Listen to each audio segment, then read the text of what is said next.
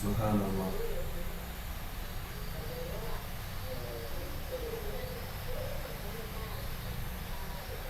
Maria, Maria. Ibunya Yesus berarti. Bang Yosino, gimana kabar Bang?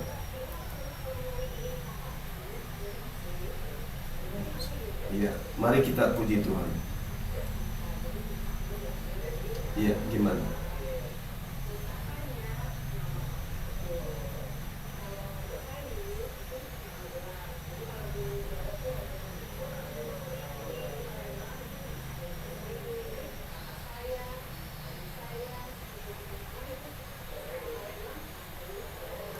Ako, batu ako.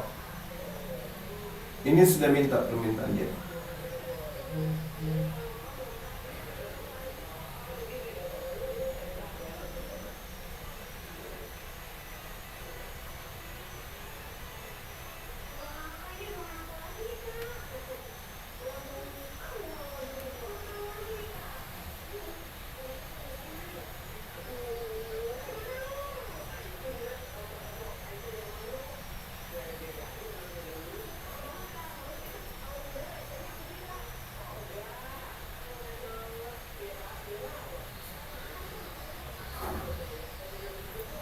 Waalaikumsalam warahmatullahi wabarakatuh.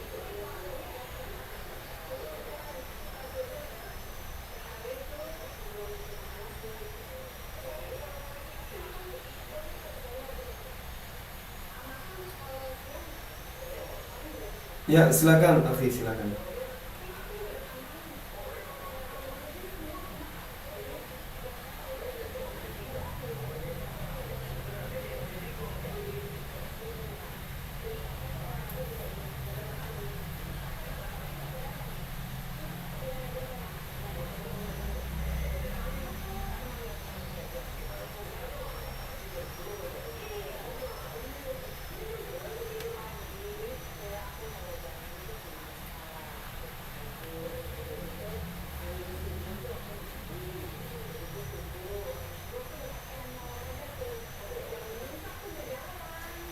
Bang Yosino tinggal di mana Bang Yosi? Manado. Oh, Jakarta.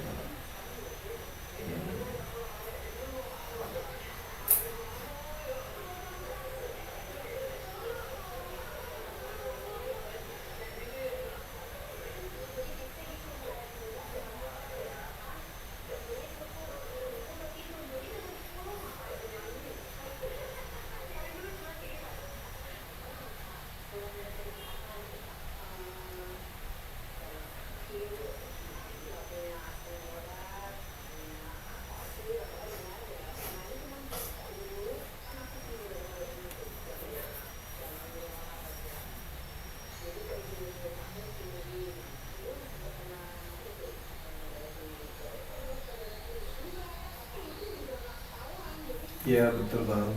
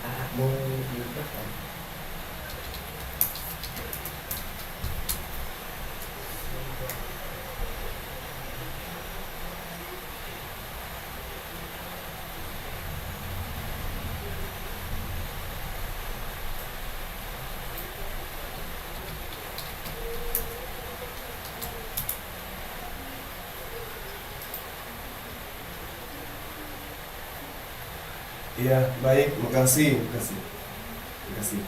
Jadi kalau kalau dikatakan ada seorang mu'alaf meninggalkan keyakinannya sebelum masuk menjadi seorang muslim, kemudian anteng-anteng saja, itu justru akan melahirkan sebuah keraguan akan kebenaran Al-Quran.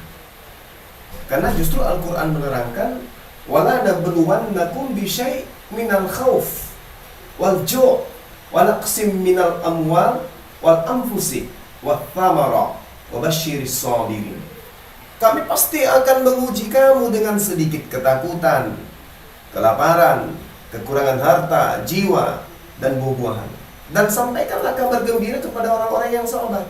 Justru ini adalah kabar gembiranya. Ketika ada orang meninggalkan keyakinannya yang tadinya, kemudian masuk ke dalam Islam, diuji dia, itu bukti kebenaran Islam. Jadi kalau ada teman-teman mu'alaf merasa happy dalam arti kata dalam hal ketakutan, itu nggak ada sama sekali, kelaparan nggak ada sama sekali, kekurangan harta nggak ada sama sekali, hal-hal seperti ini pasti menjadi hal yang berdampak pada psikologis. Coba tanya kepada saudara Ako, pasti hal ini kepada saudara Muhammad Abbas, pasti hal ini adalah satu hal yang menjadi beban dalam pemikirannya sebelum beliau bersyahadat. Nah, mungkin hari ini beliau merasa tenang, tapi tunggu aja beberapa saat kemudian Allah akan menguji siapapun itu. Karena ini adalah kaidah yang sudah menjadi acuan di dalam kebenaran ilahi yang termaktub dalam Al-Quranul Karim. Jadi kalau sahabat kita takut ditinggal, takut diusir, takut lapar, takut tidak dapat tumpangan, itu bagian dari ujian. Kalau terbalik daripada apa yang ada dalam Al-Quran, berarti ya ini peluang untuk meragukan Al-Quran. Tapi yang saya tahu selama saya menangani mu'alaf, ya keluhannya itu takut, lapar, kekurangan harta, jiwa, dan ya termasuk buah-buahan. Ya ini saya rasa adalah pembuktian yang harus dijadikan sebagai acuan untuk mengatakan bahwa baginda Rasulullah Muhammad SAW memberikan pengajaran, bimbingan melalui Al-Quran, ya dari ilham Allah melalui malaikat Jibril, itu bukan sesuatu yang dibuat-buat, tapi memang sesuai dengan apa yang ada di depan mata kita. Demikian sementara, silakan Akhi Irfan kalau mau ditambahkan.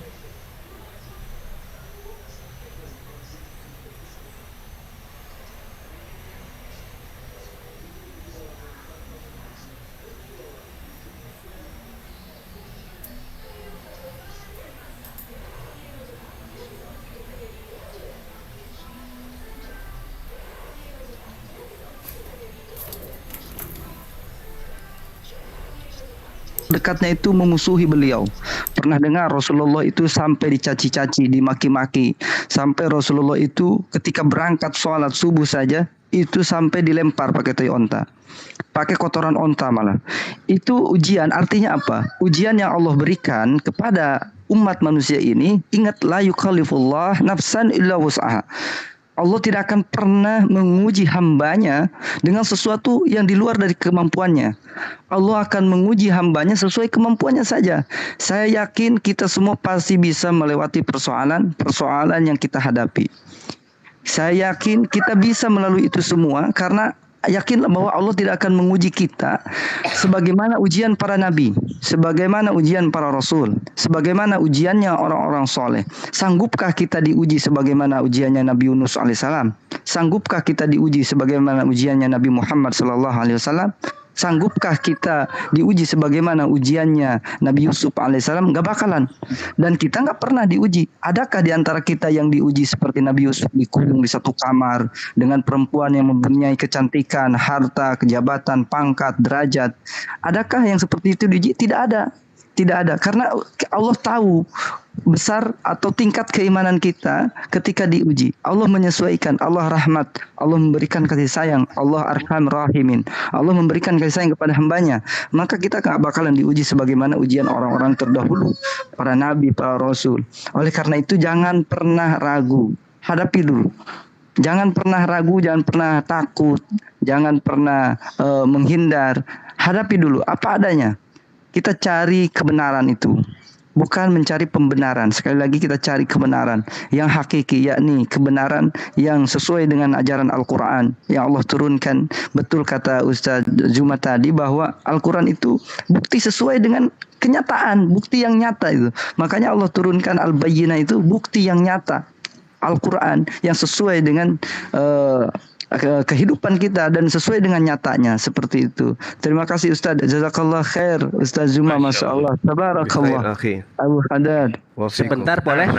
Sebentar. Erwin tolong Uti Derman naikin Win. Siap.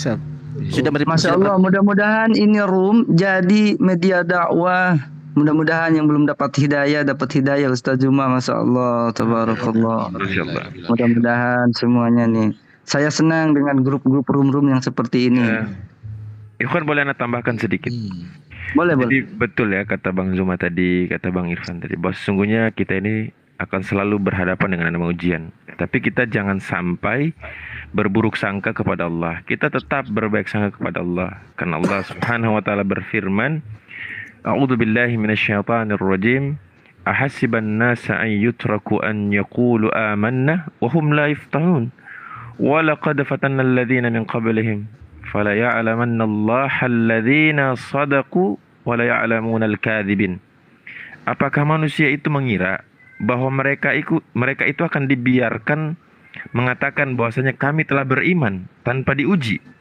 Kata Allah, sungguh kami telah menguji orang-orang yang sebelum mereka, sehingga Allah benar-benar tahu orang-orang yang tulus dan orang-orang yang dusta. Dan ujian ini bertingkat-tingkat, tergantung kepada keimanan.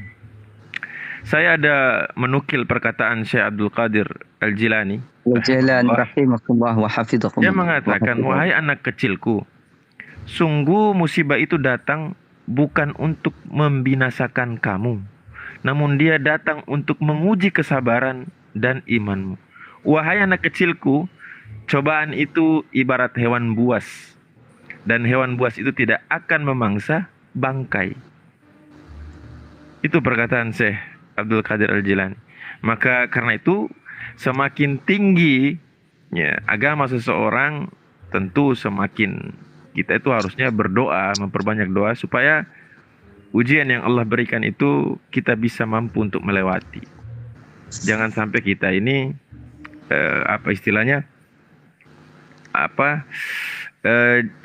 jatuh keluar dari jalan itu istidraj. Nah. Atau futur. Futur. Awil istidraj. Iya, futur. Makanya kita perbanyak doa ya muqallibal qulub, tsabbit qalbi ala dinik. Wahai yang membolak-balikan hati, teguhkanlah hatiku ini di atas agama. Agama siapa? Agama Allah Subhanahu wa taala, yakni dinul Islam. Silakan yang lain. Tabarakallah. Ya, jadi intinya pohon kelapa itu semakin tinggi maka akan semakin besar angin yang menerpanya. Berbeda halnya sama pohon rumput. Dia hanya di bawah, dia tidak terkena ujian, tidak terkena angin, tidak menerpa angin. Tapi pohon rumput hanya diinjak-injak saja sama kambing, sama hewan-hewan, hanya jadi makan makanan hewan. Tapi pohon kelapa tidak. Intinya ujian itu tergantung dengan seberapa kuat keimanan kita. Masya Allah, tabarakallah Ustaz Abu Hadid, Masya Allah, bikhair Papua, Masya Allah. Kalau fikih. Ayo. Mantap bro, Ya. ini Ustaz Abu Hadid ini luar biasa ini. Tak terima nggak bisa Bang. Padahal kita sudah follow juga ke Umi itu kan. Oh, dia Ini, belum bro. update kali Belum. ini. Jadi Kita gini tarik. saudara-saudaraku yang ada di sini semua, kita ngobrol santai aja. Aku pingin banyak bertanya sih, karena saya rasa sini banyak guru-guru ya, yang pengajar ya. Makanya saya pingin banyak bertanya aja kayaknya ini. Boleh nggak ini bertanya-tanya? Boleh Ustaz Yosino, insyaallah Ustaz. Gini. Mantap. Bergantian pertanyaan dari Bang Yusino, nanti bergantian dengan Bang Ako yang saudaranya mungkin tadi yang mau mualaf kan sudah tersentuh dengan kebenaran Islam, dan dengan Bang Yosino mungkin bertanya kepada guru-guru kita di sini. Kita aja Iya, tanya jawab aja. makanya Silakan. saya ingin banyak bertanya sebenarnya ini. Kemarin saya sangat kagum dengan Bro Abu Hadid ini. Kalau nggak salah pernah kasih tentang 10 perintah yang ada di dalam Al-Quran ya bro. Benar nggak bro? Tetapi waktu itu secara terpisah, nggak secara berurutan. Benar nggak bro Abu? Waktu itu saya tanya. Saya lupa Ada kan? soal apa ya? Saya lupa, Afan. Tentang 10 perintah itu bro. 10 perintah Ten Commitment loh. Yang hukum Musa itu. Oke. Itu ada di dalam Al-Quran tapi secara terpisah tulisannya, nggak secara berurutan kayak di Bible kan. Tetapi aku ada jadi pertanyaan di situ ada satu, tapi nanti sebentar. Sekarang ini aku fokus dulu ke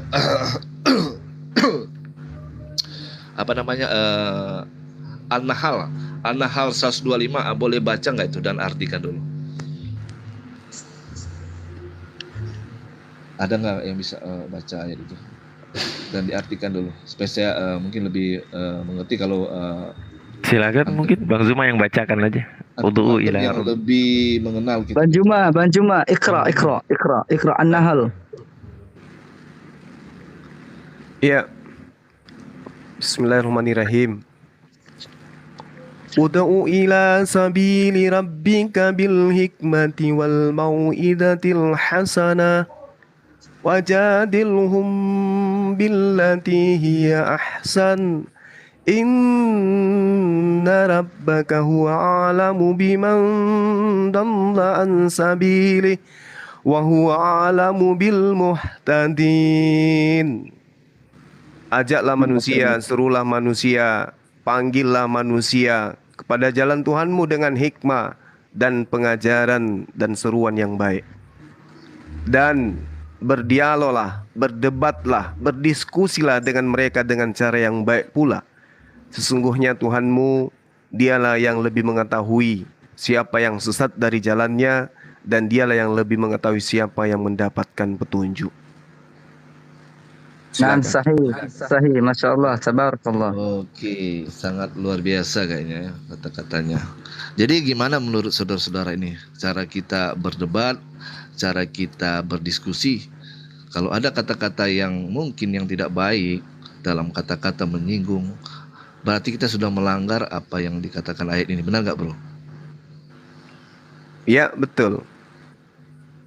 Nah, saya rasa buat kawan-kawan saya ini saudara-saudara saya sini boleh kita berdiskusi, siapapun itu, mungkin berbeda agama atau berbeda kepercayaan, tetapi coba kita terapkan apa yang dikatakan tentang barusan kita dengar tadi, An-Nahl 125. Gimana itu menurut bro? Iya, sebelum ke teman-teman yang lain, jadi gini, perintah Allah di dalam Al-Quranul Karim itu adalah Islam datang itu sebagai agama dakwah. Jadi Islam itu kemudian menjabarkan dirinya, menjelaskan dirinya sebagai petunjuk. Nah, untuk membenarkan, meluruskan kemudian orang-orang yang bertentangan dengan perintah Tuhan, Islam itu datang dengan seruan hikmah dan pengajaran yang baik.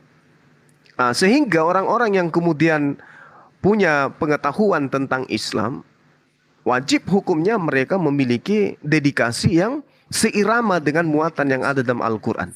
Ud'u ila sabili rabbika bil hikmah. Nah, sedangkan di dalam ajaran agama Islam, memahami Islam itu ada juga kaidah yang diterangkan di dalam Al-Quranul Karim surah Al-Ankabut ayat 46. Bismillahirrahmanirrahim. Wala tujadilu ahlal kitab illa billati hiya ahsan illa alladhina zalamu minhum wa qulu amanna billadhi unzila ilaina wa unzila ilaikum wa ilahuna wa ilahukum wahidu wa nahnu lahu muslimun. Jadi kaidah yang tadi itu saling menguatkan dengan kaidah yang saya bacakan barusan. Jangan kamu berdebat dengan ahli kitab. Ini perintah. illa billati hiya ahsan, kecuali dengan cara yang baik. Illal ladzina zalamu minhum, ada pengecualian, kecuali dengan orang-orang zalim yang ada di antara mereka. Jadi terhadap orang-orang yang zalim, ya boleh kita melakukan penekanan, boleh kita melakukan penegasan. Ibaratkan kita meluruskan besi yang bengkok, kita butuh pukulan yang keras di dalam memberhentikan kemudian cara-cara mereka mengajarkan kesesatan terhadap sesama manusia, baik dengan menggunakan unsur Quran maupun dengan menggunakan unsur dari Bible. Illal ladzina zalamu minhum. Jadi kalau misalnya di Islam itu ada apologet seperti saya yang keras, lalu kemudian seperti Akhi Irfan dan juga adinda saya Abu Hadid yang begitu lembut, dia sedang mempraktekkan perintah Allah. Ud'u ila sabili rabbika bil hikmah. Sementara saya mempraktekkan illal ladzina zalamu minhum. Apa tujuannya? Agar orang yang menghujat Islam, agar orang yang menghujat Allah, menghujat baginda Rasulullah Muhammad SAW itu tidak jatuh sampai ke sel, tidak jatuh sampai ke penjara. Karena dihentikan dengan cara-cara yang kemudian pressure terhadap mereka agar mereka itu sadar bahwa ternyata hujatan kita terhadap baginda Rasulullah Muhammad SAW itu juga ada hujatan yang lebih fatal di dalam Bible terhadap Yesus, terhadap Tuhan kita, terhadap kitab kita. Itu fungsi daripada ayat ini. Jadi kalau berbicara mengenai kenapa di Islam itu ada berdebat, saling keras, saling memaki dan seterusnya, itu karena ada kaidah. Illal ladzina zalamu minhum. Naam, sahih. Itu ada kaidah. Nah, lain cerita kalau kita tidak sedang berdialog agama, lalu kita berkeras kepada ahli kitab, itu nggak boleh. Karena kita keluar dari jalur. Tapi ketika kita berdialog, ketika kita berdebat, ada sesuatu yang sifatnya menghujat, kalau kita sudah mengingatkan secara baik, kita adakan penekanan keras terhadap dia untuk berhenti tentang itu, maka perintah Allah tinggalkan. Jangan biarkan orang itu mengolok-olok firman Allah. Tinggalkan. Maka dari itu saya sekarang itu meninggalkan Herdi, meninggalkan Kiamat, meninggalkan teman-teman yang sudah berapa kali saya ingatkan, tolong jangan sampai berujung kepada penjara gitu. Kenapa? Anda membahas Islam. Umat Islam itu dari sejak mereka bayi sampai mereka dari taman kanak-kanak sampai ke taman makam pahlawan, mereka itu mengkaji original teks kitab mereka. Mereka memahami, minimal mereka baca, minimal bisa mereka baca. Kenapa? Umat Islam membaca Al-Quran tanpa mengerti maknanya, itu dapat mengademkan hati. Hatinya menjadi lembut. Meskipun mereka tidak ngerti, tapi ketika mereka membaca Al-Quran, walan tujadilu ahlal kitab illa billati hiya ahsan. Tidak ngerti artinya, tapi dengan bacaan itu hati mereka lembut dan mereka mendapatkan pahala. Nah, untuk itulah kemudian umat di luar daripada Islam ketika ingin mengkaji Islam, toh ayolah pakai standar Islam memahami kitabnya. Apa itu? Minimal bisa baca. Kalau tidak bisa baca kemudian menghujat Islam, ujung-ujungnya nanti seperti yang dialami oleh teman-teman kita yang menghujat. Penjara 2 tahun, 3 tahun, 4 tahun, 10 tahun. Dan itu kita tidak mau, kita tidak inginkan itu terjadi. Makanya ada Bang Suma dan Suma-Suma yang lain. Seperti itu saudaraku Yosino. Silakan yang lain. Barakallah. Masya Allah, tabarakallah akhirnya Bang Suma, Masya Allah sahih. Allah Akbar, Allah Akbar, subhanallah. Banyak Sino, Anda tambahin dikit sedikit. Iya. Oh, silakan. Oh iya. Al-afu Abu Adid, akhirnya Abu Adid al-afu. Iya. Ya, saya sangat setuju dengan kata Bang Suma tadi. Jika berdebat tentang ini sudah keluar mungkin kata-kata yang tidak enak didengar, menghujat, mendingan ditinggalin kan seperti itu. Ya kan? Mendingan ditinggalin.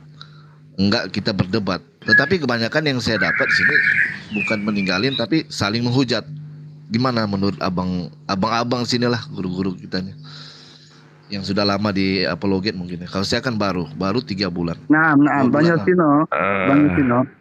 Itu di dalam Al-Quran secara tekstual itu, maaf kami maknakan Al-Quran sesuai dengan ajaran kami dan sesuai dengan ilmu yang kami pelajari. Al-afu Bang Zuma, Ustaz Abu Hadid akhina, Masya Allah, tabarakallah, wa ridwanuhu subhanahu wa ta'ala alaik. Gini, bahwa di Al-Quran itu ada kalam am. Kalau kita belajar itu ilmu usul fikih, di Al-Quran itu ada kalam am, ada kalam khos.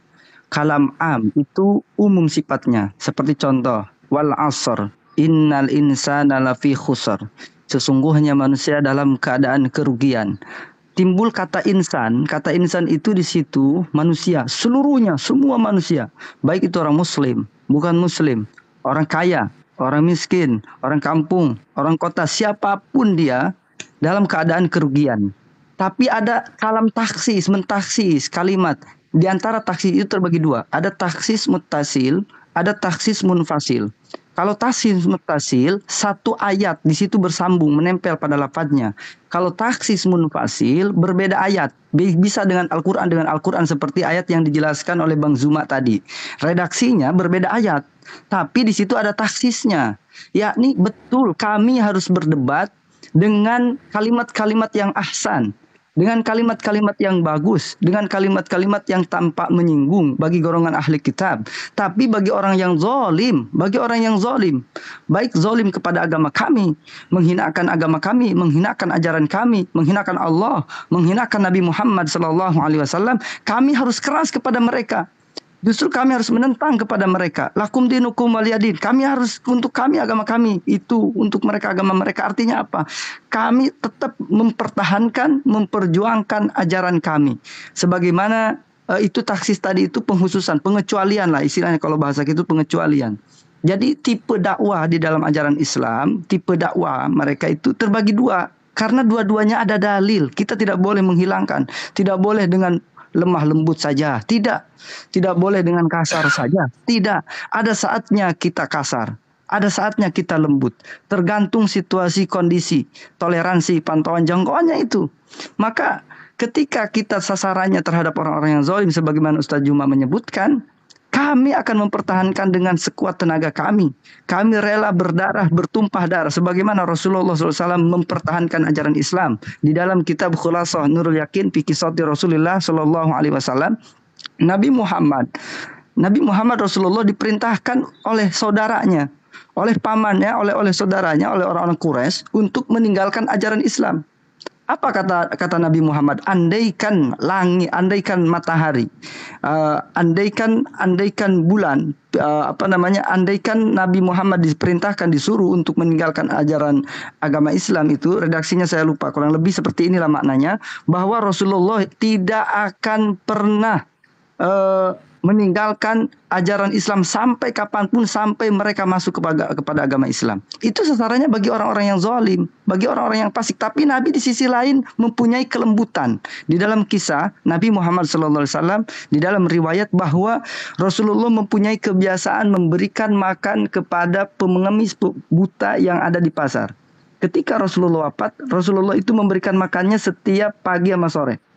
Di dalam riwayat tersebut dikatakan ketika Rasulullah SAW wafat, maka Abu Bakar Siddiq bertanya kepada Aisyah, istri Rasulullah SAW, sekaligus putrinya Aisyah. Kata Abu Bakar Siddiq, ya putriku, wahai putriku Aisyah, apakah ada kesunahan Rasulullah SAW yang belum aku lakukan? Ada ya Rasulullah. Apa itu? Yakni memberikan makan orang yang buta yang berada di pasar. Maka Abu Bakar Siddiq dengan sahabatnya Umar bin Khattab radhiyallahu anhu, beliau itu berangkat ke pasar. Kemudian bermaksud untuk meneruskan estafet daripada memberikan makan orang yang ada di pasar yang buta pengemis tadi. Ketika datang kagetnya Umar bin Khattab. Bagaimana mungkin tidak kaget? Dia setiap hari diberikan makan oleh Rasulullah, akan tetapi itu orang mencaci maki Rasulullah SAW. Muhammad kada wa kada wa kada wa kada. Rasulullah tukang sihir. Rasulullah begini, Rasulullah begini, Rasulullah begini, Muhammad begini, Muhammad begini, Muhammad begini, Muhammad begini. Itu kata pengemis. Kita kaget sahabatnya nih Umar bin Khattab radhiyallahu anhu. Ini pengen menggal aja batang lehernya nih Umar bin Khattab. Tapi ditahan oleh Abu Bakar Siddiq karena itu kebiasaan Rasulullah, kita harus lakukan. Kemudian setelah itu diberikan makanlah pengemis ini dengan suapan yang berbeda sebagaimana suapannya Rasulullah SAW. Memberikan suapannya Rasulullah SAW. Kata pengemis itu, engkau baik, tapi engkau tidak sebaik sebagaimana orang yang biasa memberikan makanku setiap hari. Maka itu kata Umar bin Khattab, kata Abu Bakar Siddiq radhiyallahu anhu, kamu tahu siapa itu? Siapa dia? Dia adalah orang yang selama ini namanya kamu caci-caci, namanya kamu hinakan, namanya kamu maki-maki, yakni Muhammad Rasulullah Sallallahu Alaihi Wasallam. Maka pada saat itu dia sadar. Sadar, kemudian dia meminta untuk bertemu dengan Rasulullah Sallallahu Alaihi Wasallam. Kemudian ketika dijumpai, ternyata Rasulullah sudah tidak ada.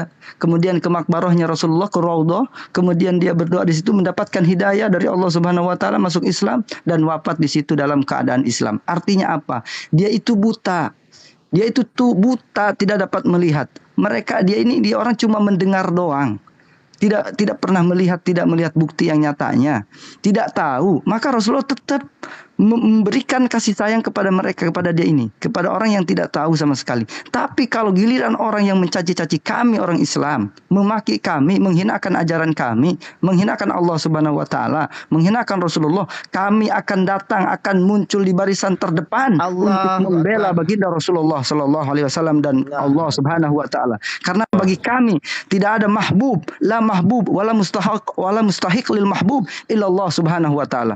Tidak ada yang berhak untuk dicintai, tidak ada cinta yang hakiki, melainkan kecintaan itu semuanya asalnya dari Allah Subhanahu Wa Taala.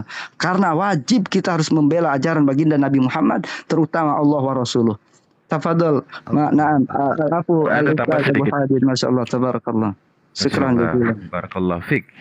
Jadi Bang Yosi, surah An-Nahl ayat 125 yang tadi sudah dibacakan oleh Bang Zuma, mungkin saya sedikit aja tambahkan bahwa kalimat pertama ya, ud'u ila sabili rabbika bil hikmah.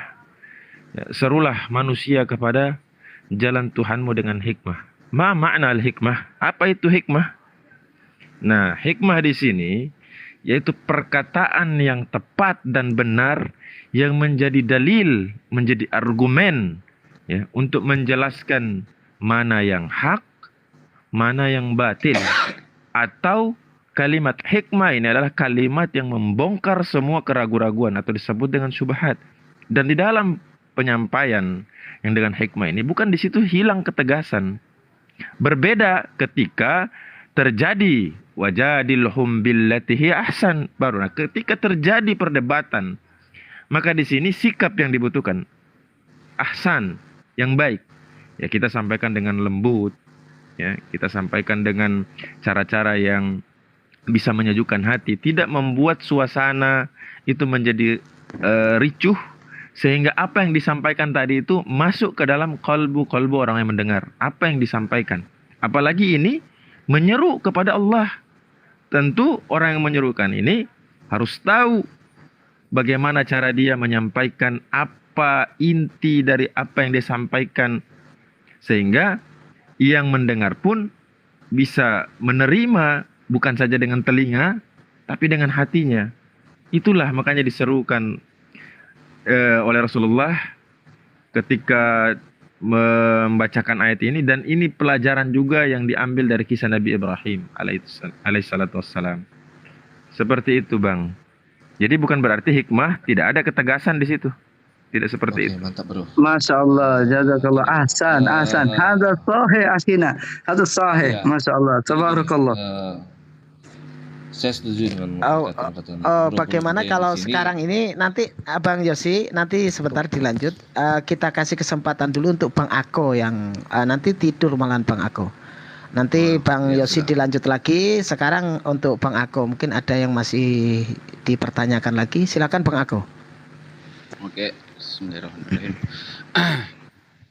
Jadi gini ya, tadi pagi mamanya menyuruh dia masuk gereja, kan selama ini juga dia jarang masuk gereja. Dan tadi pagi mamanya mempertanyakan, Pani, Maria kenapa nggak masuk gereja? Kenapa selama ini nggak masuk gereja? Ada apa gitu? Nanti kalau kau meninggal dikuburkan secara apa gitu? Dan si Pani ini pun menjawab, si Maria ini pun menjawab, biar saya mencari tahu tentang kebenaran, biar saya mencari tahu tentang Kristen, Katolik katanya. Terus mamanya ini seolah-olah mengajak dia berdebat gitu. Terus dia nggak bisa jawab. Yang dia jawab itu cuman yang saya baca itu cuman Yesus itu adalah utusan, kata si Maria ini. Dia bingung mau jawab apa sama mamanya. Yang saya mau pertanyakan, apa yang bisa dia dia lakukan pada ketika mamanya mengajak mengobrol saat itu, gitu Bang. Apa yang dia bisa lakukan? Silakan Guru Dazuma untuk memberikan pencerahan. Silakan yang lain dulu. Tadi saya tidak konsen, saya lagi terima telepon. Silakan. Bung Haji, Ajib. Karena ini yang dipertanyakan kan tentang apa ya, mengarah ke kristologi ya, teologi ya. Jadi lebih ini coba diulang untuk Bang Ako. Tadi Bang Zuma kurang menyimak karena ada telepon.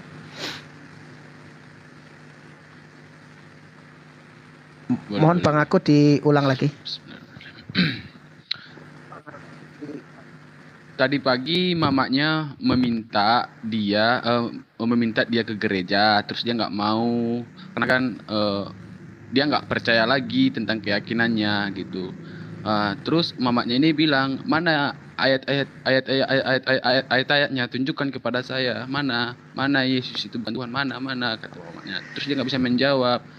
Kalau apa, tunjukkanlah ayatnya, tunjukkanlah, jangan kau ngomong-ngomong kayak gitu, Yesus itu Tuhan kita, kata mamanya. Dia nggak bisa membantah apakah itu berdosa ketika dia melawan seperti itu apa enggak, dan apa yang bisa dia lakukan pada saat itu, karena mamanya juga sering menanyakan itu, sering mengolok-olokkan Islam juga gitu. Jadi dia merasa bingung mau jawab apa gitu, abang-abang.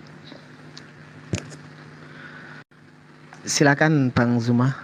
Afwan Bang Zuma Kanda, saya pamit dulu. Saya mau zuhur di sini, insyaallah nanti kita gabung lagi. Oke. Assalamualaikum warahmatullahi wabarakatuh, Bang Ewin. Waalaikumsalam warahmatullahi wabarakatuh. Oke bro. Oh, ini ada Uktidir. Mantap. Iya, jadi terima kasih ya atas kesempatan yang diberikan terkait dengan kondisi yang dialami oleh saudara kita. Jadi saya selalu berpesan gini, terlepas dari kondisi keadaan ini ya, kepada teman-teman muslim, jangan pernah berdialog, berdebat dengan teman-teman kita non-muslim ketika antum belum bisa membedakan antara hak dan batil. Itu dulu. Minimal antum bisa baca Quran. Jangan pernah berdebat. Karena akan melahirkan satu, hati kita akan menjadi keras. Kenapa? Karena kita tidak memiliki obat untuk kemudian mencairkan kondisi debat yang kita lakukan. Itu yang pertama. Kedua, terkait dengan yang terjadi terhadap seorang saudara kita, kalau nggak salah namanya Maria, kalau nggak salah ya. Kemudian ditanyai, lalu balik bertanya kepada orang tuanya. Sebenarnya apakah itu dosa atau tidak? Di dalam kaidah Islam itu tidak ada dosa. Ketika yang diajarkan itu jelas. Apabila mereka mengajak engkau untuk kembali kepada kekufuran, kafiran, maka sampaikan dengan cara yang baik. Tolak dengan cara-cara yang baik. Nah, ini yang disebut dalam Al-Quran itu. Kecuali dia sudah sampai kepada poin zalim. Memaki, mencaci, menghujat, menista. Tetapi kalau kita tidak punya ilmu, adalah lebih baik kita diam dan belajar. Jangan lakukan bantah-bantahan, tetapi kita tidak memahami ilmunya. Nah, sekarang sebagai apologet, ketika kemudian kita sebagai muslim itu ditanya oleh teman-teman kita atau orang-orang di luar kita, bahwasanya kenapa di Islam itu seperti ini dan seperti itu, kenapa di agamamu seperti ini dan seperti itu. Ya, kaidahnya jelas di dalam Al-Quran itu, bahwasanya Rasulullah Muhammad SAW itu diperintahkan memang oleh Allah, diutus oleh Allah kepada seluruh umat manusia sebagai pembimbing. Apa yang menjadi bimbingan Rasulullah? Ruh. Apa itu ruh? Al-Quran. Di mana diterangkan, wa katsalika auhayna ilaika ruhan min amrina. Jadi Allah mewahyukan ruh kepada baginda Rasulullah Muhammad SAW dengan perintah. Apa tujuannya? Wa innaka latahdi ila sirati mustaqim. Supaya kemudian Allah melalui Rasulullah ini sungguh benar-benar membimbing manusia kepada jalan yang lurus. Sehingga ketika ditanyai tentang Islam, dibicarakan tentang Islam, maka kaidahnya harus kembali kepada Quran. Nah, saudara kita belum tahu Quran, harusnya mengatakan sabar, tunggu sampai saya bisa menyampaikan apa yang ada dalam perintah Al-Quranul Karim terhadap kebenaran yang kami punya. Karena Al-Quran itu adalah roh. Al-Quran itu adalah wahyu. Roh yang datang kepada baginda Rasulullah Muhammad SAW. Nah, kemudian kalau dikatakan bahwasanya Yesus itu Tuhan, Yesus itu adalah Theos yang datang dalam rupa manusia, itu terbantahkan di dalam kitabnya mereka sendiri. 1 Yohanes 3 nomor 2 yang beberapa saat ini sering saya angkat. Saudara-saudaraku yang kekasih, sekarang kita adalah anak-anak Theos, tetapi belum nyata apa keadaan kita nanti. Jadi kalau ada teman Kristen mengatakan, oh kita ini Kristen sudah dijamin masuk surga, itu tidak berdasarkan dalil ini. 1 Yohanes 3 nomor 2. Sekarang kita adalah anak-anak Theos, tetapi belum nyata apa keadaan kita nanti. Akan tetapi kita tahu bahwa apabila Kristus menyatakan dirinya, kita akan menjadi sama seperti Kristus. Kita akan sama seperti Yesus. Sebab kita akan melihat Yesus dalam keadaannya yang sebenarnya. Data ini, dalil ini, di dalam 1 Yohanes 3 nomor 2, keadaan Yesus yang sebenarnya itu apa? Kalau dia Tuhan, maka kita akan sama seperti dia. Kita juga Tuhan. Tapi kalau dia manusia, maka kita akan sama seperti dia. Dia manusia, kita juga manusia. Nah, Yesus dalam keadaan yang sebenarnya itu seperti apa? Diterangkan di dalam kitabnya saudara-saudara kita Kristen. Ibrani 3 nomor 8, Ibrani 13 nomor 8. Yesus Kristus tetap sama, baik kemarin, hari ini, maupun sampai selama-lamanya.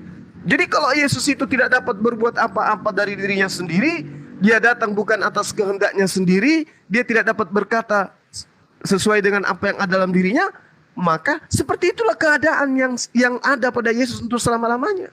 Karena ini dalil, kecuali teman Kristen ingin membantah dalil itu. Ibrani 13 nomor 8. Jadi keadaan Yesus yang sebenarnya itu sama seperti makhluk-makhluk surgawi. Di dalam 1 Korintus 15 nomor 48 dikatakan bahwa makhluk-makhluk surgawi sama dengan Yesus yang juga berasal dari surga. Jadi keadaan Yesus yang sebenarnya itu adalah makhluk, bukan Tuhan. Maka benar apa yang tindakan yang diambil oleh saudara kita Maria. Bagaimana mungkin saya ke tempat ibadah, tempat penyembahan, di mana yang saya sembah di situ adalah makhluk. Karena Yesus itu sama seperti makhluk-makhluk surgawi. Dan itu adalah keadaan Yesus yang sebenarnya. 1 Korintus 15 nomor 48. Itu kalau kita sudah memahami ilmu apologet. Demikian saudara kami yang dicintai oleh Allah. Yang lain silakan.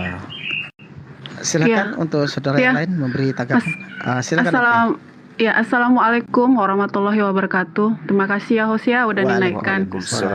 Iya, mantap nih penjelasan Bang Juma. Gini Bang Ako. Warahmatullahi wabarakatuh. Iya, tadi malam teman Bang Ako itu yang namanya Maria sudah satu room sama saya di roomnya Raja Dolar kalau nggak salah saya ya Bang Ako ya. Dan saya juga udah kasih pemahaman karena saya juga seorang mualaf. Dan saya mualaf tuh dulu masih umur 23 atau 24 tahun yang lalu gitu kan, 24 tahun. Dan saya pun sama menimbang, memikirkan bagaimana perasaan orang tua itu wajar dan sangat-sangat wajar karena kita ini sebagai anak gitu ya. Tapi alhamdulillahnya ketika saya tahu Islam itu adalah agama yang benar, saya langsung bisa ambil keputusan gitu loh. Karena apa? Karena saya lebih takut Allah. Saya udah jelaskan itu kepada Maria. Saya lebih takut Allah. Saya kasih seperti ini analoginya tadi malam sama Maria. Ketika kita melihat dua kotak, kalau dua kotak A dan B itu masih tertutup, kita masih ragu nih, yang mana isinya emas, yang mana isinya imitasi. Tetapi ketika kotak itu sudah terbuka, nampak ternyata kotak A itu isinya emas, kotak B itu isinya imitasi. Kita nggak ambil nih kotak A, padahal kita udah tahu ini emas, kita tetap ambil yang imitasi. Yang salah siapa? Yang salah kan pribadi kita sendiri gitu loh. Masalah orang tua sepertinya mengajak debat, benar apa kata Bang Juma? Kita pelajari dulu itu Bible tuh. Kita pelajari, kita pahami aja satu ayat dulu. Kita ambil satu ayat, baru kita jelaskan kepada orang tua kita seperti ini, seperti ini, seperti ini. Kenapa? Nanti memang akan banyak pertanyaan orang tua. Sama seperti saya, akan banyak pertanyaan orang tua saya tentang Al-Quran dan tentang Bible. Alhamdulillah saya bisa menjawab, walaupun itu pertanyaan dasar gitu ya. Terus gimana orang tua saya bisa menerima? saya tunjukkan akhlak yang baik seperti akhlaknya Rasulullah. Ya saya nggak bisa menyamakan akhlak saya dengan Rasulullah, itu nggak akan bisa gitu loh. Tapi paling tidak saya bisa meniru akhlaknya Rasulullah. Itu yang membuat orang tua saya bisa menerima saya walaupun sudah bertahun-tahun malah puluhan tahun gitu ya, dengan menunjukkan akhlaknya Rasulullah gitu. Berat memang ujiannya, ya alhamdulillah sampai sekarang masih, tapi saya bersyukur gitu. Malah saya kadang seperti ini, ya Allah ujiannya apa lagi ini gitu. Saya nunggu, kenapa? Saya merasa ketika saya dikasih ujian berarti Allah itu lebih perhatiin sama saya gitu loh. Karena saya dikasih ujian gitu. Ya Allah, berarti kan Allah lebih sayang samaku gitu. Allah lebih perhatian samaku gitu. Karena setiap saya dikasih ujian, sebulan dikasih ujian, itu Allah kasih lagi tuh kesenangan, dikasih lagi ujian untuk apa? Untuk menguatkan iman saya gitu loh. Supaya iman saya ini nggak goyah. Saya alhamdulillah setiap dikasih Allah ujian, terima kasih ya Allah, saya bilang gitu. Terima kasih. Terkadang mualaf ini nggak kuat dikasih ujian gitu loh. Ketika dia dikasih ujian dalam setahun itu, dia balik lagi, seperti ini ternyata Islamnya. Saya mualaf kok makin parah ujiannya, kebanyakan seperti itu.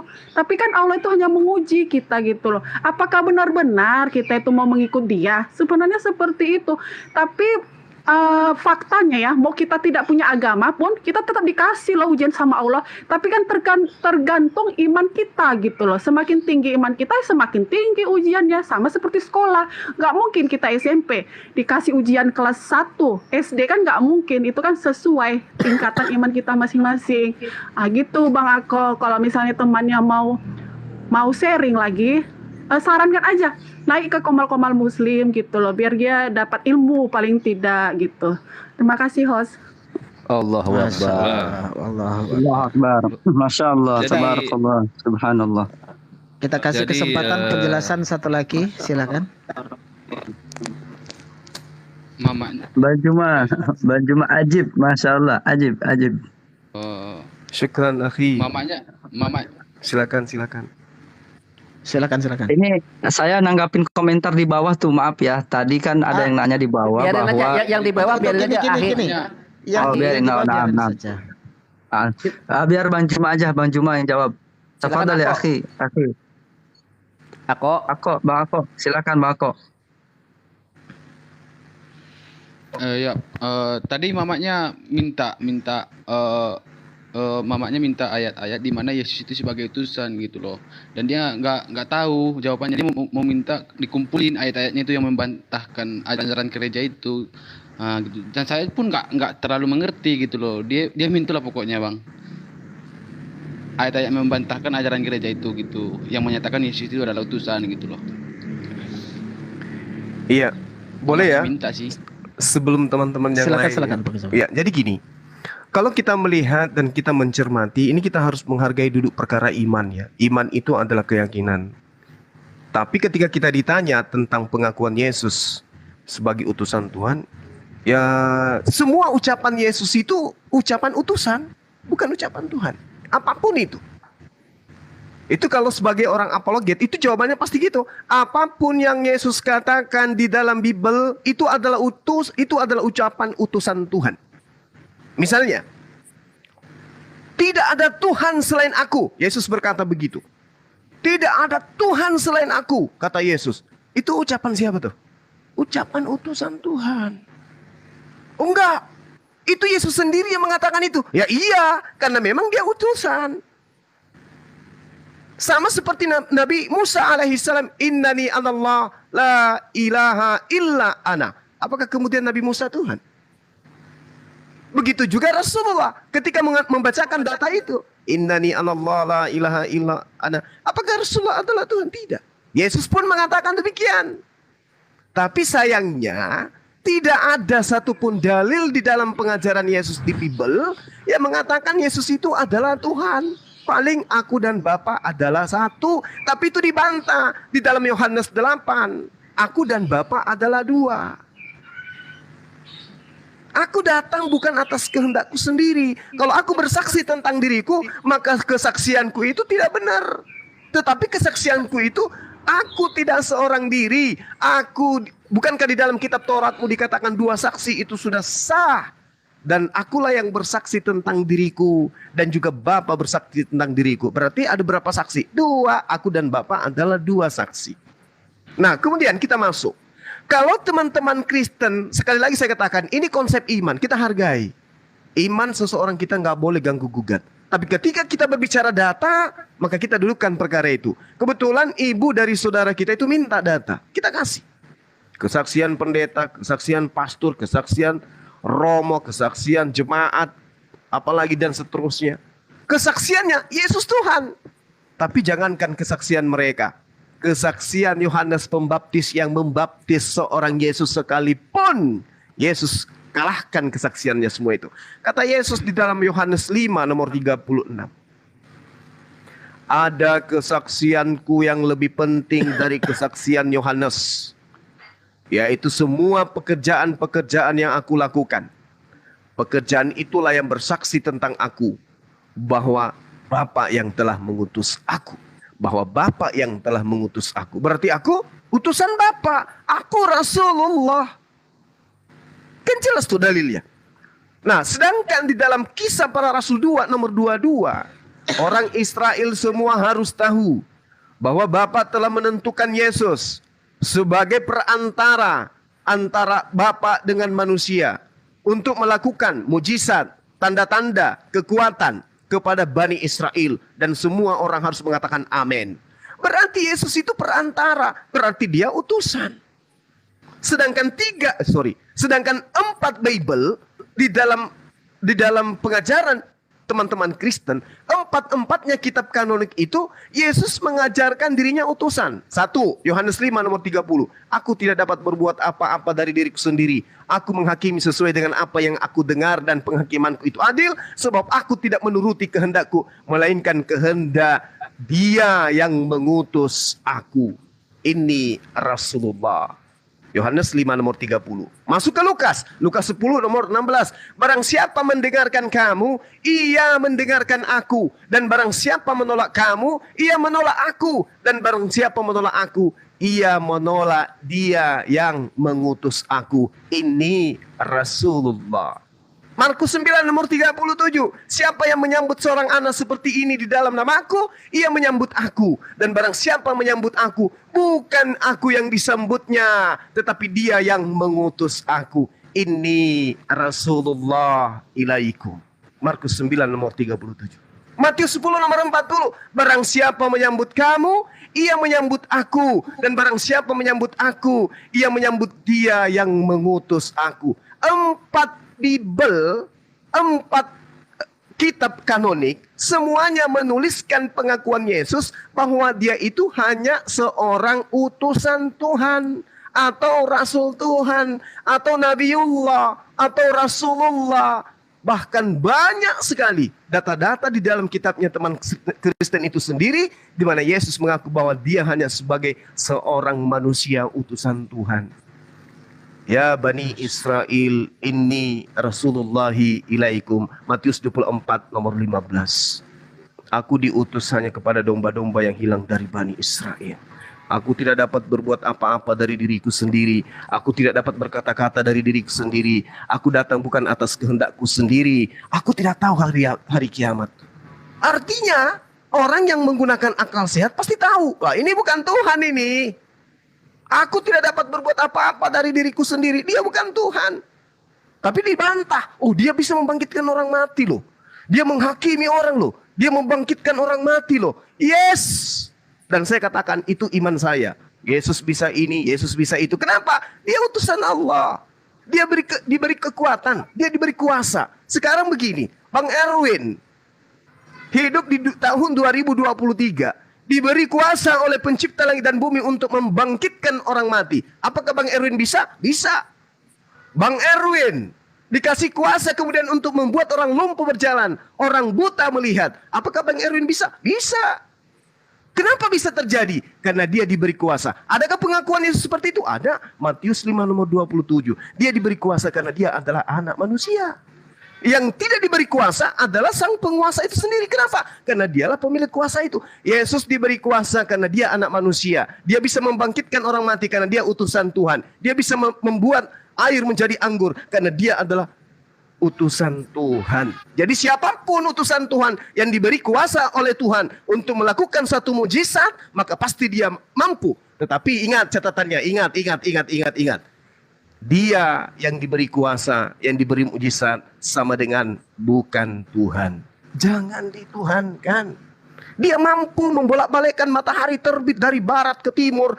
Dia mampu membuat air lautan menjadi madu. Dia mampu daratan menjadi emas seketika. Mampu dia. Kenapa? Dia diberi hak oleh Tuhan untuk melakukan itu. Tetapi dia bukan Tuhan. Dia hanya utusan Tuhan. Baca Kisah Para Rasul 2 nomor 22. Final di situ. Apapun kekuatan Yesus, mujizat Yesus, nubuatan Yesus, tanda-tanda yang dibawa oleh Yesus, semua itu hanyalah pembuktian bahwa dia bukan utusan setan, tetapi dia adalah utusan Allah. Sebagai utusan Allah, benarlah iman Islam. Bahwa di dalam surah As-Zukhruf ayat 59 jelas sekali diterangkan bahwa Yesus itu, Nabi Isa itu hanyalah seorang manusia yang kemudian diberi tanda-tanda kenabian. In huwa illa abdun an'amna alai wa ja'alnahu mathalan li bani Israel. Islam final di situ, maka kemudian Islam benar di dalam hal ini. Demikian, silakan yang lain. Masya Allah. Luar biasa. Jadi- Tamam akhina Ustaz Juma. Boleh. Lam nasma boleh saya- kalamak fi kitabil kitab li'anna lam Ya. tadrus kitabah. Saya tidak pernah mendengar penjelasan-penjelasan sesuai dengan yang ada di Alkitab karena satu saya tidak pernah membaca Alkitab yang pertama ya. Tapi walakin fil Quran, akan tetapi di dalam Al-Quran itu Allah Subhanahu wa taala berfirman, A'udzubillahi minasyaitonir rajim. Bismillahirrahmanirrahim. Wa idz qala Allahu ya Isa ibn Maryam a anta qulta lin-nasi attakhiduni wa ummiya ilahain min dunillah qala subhanaka ma yakunu li an aqula ma laysa li bihaq in kuntu qultuhu faqad alimtah ta'lamu ma fi nafsi wa la a'lamu ma fi nafsik innaka anta 'allamul ghuyub. Yang maknanya itu bahwasanya Allah Subhanahu wa taala berfirman kepada Nabi Isa, wahai Isa putra Maryam, apakah kamu mengatakan kepada manusia jadi buku dua Tuhan selain Allah? Maka Nabiullah Isa menjawab, Maha suci engkau ya Rabb, tidak patut bagiku mengatakan apa yang bukan hak. Jika aku pernah mengatakannya, maka tentulah engkau mengetahuinya. Engkau mengetahui apa yang ada pada diriku, dan aku tidak mengetahui apa yang ada pada diri engkau. Sesungguhnya innaka anta 'allamul ghuyub, sesungguhnya engkau maha mengetahui kepada perkara yang gaib. Artinya apa? Di Alkitab dan Al-Quran sebetulnya banyak sekali persamaannya. Banyak sekali persamaannya. Nabi Isa tidak mengatakan seorang Tuhan di Alkitab, tidak mengatakan. Dia mengatakan Rasul. Begitu pula di Al-Quran. Sama, Masya Allah, untuk akhina yang Muslim di bawah ataupun di atas, jangan pernah ragu. Jangan pernah ragu terhadap ajaran yang disampaikan oleh Nabi Muhammad SAW. Syukran jazilan ya akhina Zuma, Masya Allah, tabarakallah, al-ahsan wa tamam, afdal. Akhi, syukran. Silakan aku. Aduh, nggak bisa bicara. Jadi gini bro, saya sebenarnya mau cerita tentang Yesus itu banyak ya. Agak lama sini mau cerita tentang Yesus, siapa dia. Tapi saya setuju dengan Bang Suna tadi, kenapa selalu dibilang utusan. Kenapa dia banyak dalilnya juga dibilang utusan. Tetapi jangan kita salah kalau kita mendalami dalam Alkitab bahwa kita akan mengakui bahwa dia adalah yang berkuasa itu, ya, yang berkuasa karena sebelum dunia ada pun dia sudah ada. Kenapa dia datang sebagai manusia dan kenapa dia namanya Yesus? Itu sangat panjang. Sebenarnya ini udah berapa kali udah sharing sama Bang Suma, tapi aku bukan ke situ ya. Tetapi yang tadi bro, aku mau tanya yang tadi yang Al-Nahl itu kan ada ayat yang satunya bahwa kita bisa berdebat dengan cara yang tegas. Mungkin cara yang tegasnya semacam apa? Apakah tegas itu bisa melawan orang menghujat, kita balas dengan hujatan? Karena bahwa tadi dikatakan tadi kalau ada yang menghina Nabi Muhammad atau apa, mereka tidak tinggal diam, kan begitu. Mungkin pernah saya dengar halal darah bagi orang yang menghina Al-Quran atau Nabi Muhammad. Artinya bisa membalas kejahatan dengan kejahatan. Kalau gini bro, kalau di dalam kekristenan tidak boleh seperti itu karena kita tidak diajarkan membalas kejahatan dengan kejahatan. Jadi kayak tadi saya mau minta referensi, mungkin ada dari bro, referensinya dari Al-Nahl 125 itu yang dikatakan tadi bahwa bisa lawan dengan dalilnya. Kalau ada boleh saya minta referensinya, dalilnya di mana itu bro, bisa lawan berdebat dengan mungkin kata-kata yang tegas, atau bisa juga dengan membalas dengan gimana ya tadi, seperti bro tadi katakan tadi, membalas dia mungkin menghujat, kita juga bisa balas menghujat. Yang saya tangkap sih seperti itu bro. Naam. Bang Zuma, tafadhol. Anta bi'alam minni. Baik. Jadi gini, Oke. saudara saya ya, Bang Yosi ya. Jadi tadi di awal kita melihat di dalam Al-Qur'anul Karim An-Nahl ayat 125. Ud'u ila sabili rabbika bil hikmah wal mau'izalil hasanah. Serulah manusia ke dalam jalan, kepada jalan Tuhanmu dengan hikmah dan pengajaran yang baik. Berdebatlah mereka dengan cara-cara yang baik. Itu perintah, wajib. Nggak boleh ditawar-tawar. Kemudian tidak hanya sampai di situ. Wala tujadilu ahlal kitabi illa billati hiya ahsan. Jangan kau berdebat dengan ahli kitab. Ini juga perintah, wajib. Melainkan dengan cara yang baik. Illa billati hiya ahsan. Illa alladziina zalamu. Ini dalam surah Al-Ankabut ayat 46. Kecuali dengan orang-orang yang zalim di antara mereka. Jadi di kalangan ahli kitab ini ada orang-orang yang zalim. Bisa jadi dia adalah ahli kitab, bisa juga dia adalah penumpang gelap yang ngaku-ngaku sebagai ahli kitab, tapi pada kondisinya dia adalah orang yang zalim. Apa orang zalim itu? Ketika datang kepadanya kebenaran, Isa, Yesus adalah nabi, baik Al-Quran maupun kitabnya, mereka tetap aja menzalimi diri mereka, menetapkan diri mereka menyembah kepada Yesus, lalu kemudian balik menyerang kepada Islam. Cara penyerangannya, satu, memperolok-olok Al-Quranul Karim. Apa kata Allah?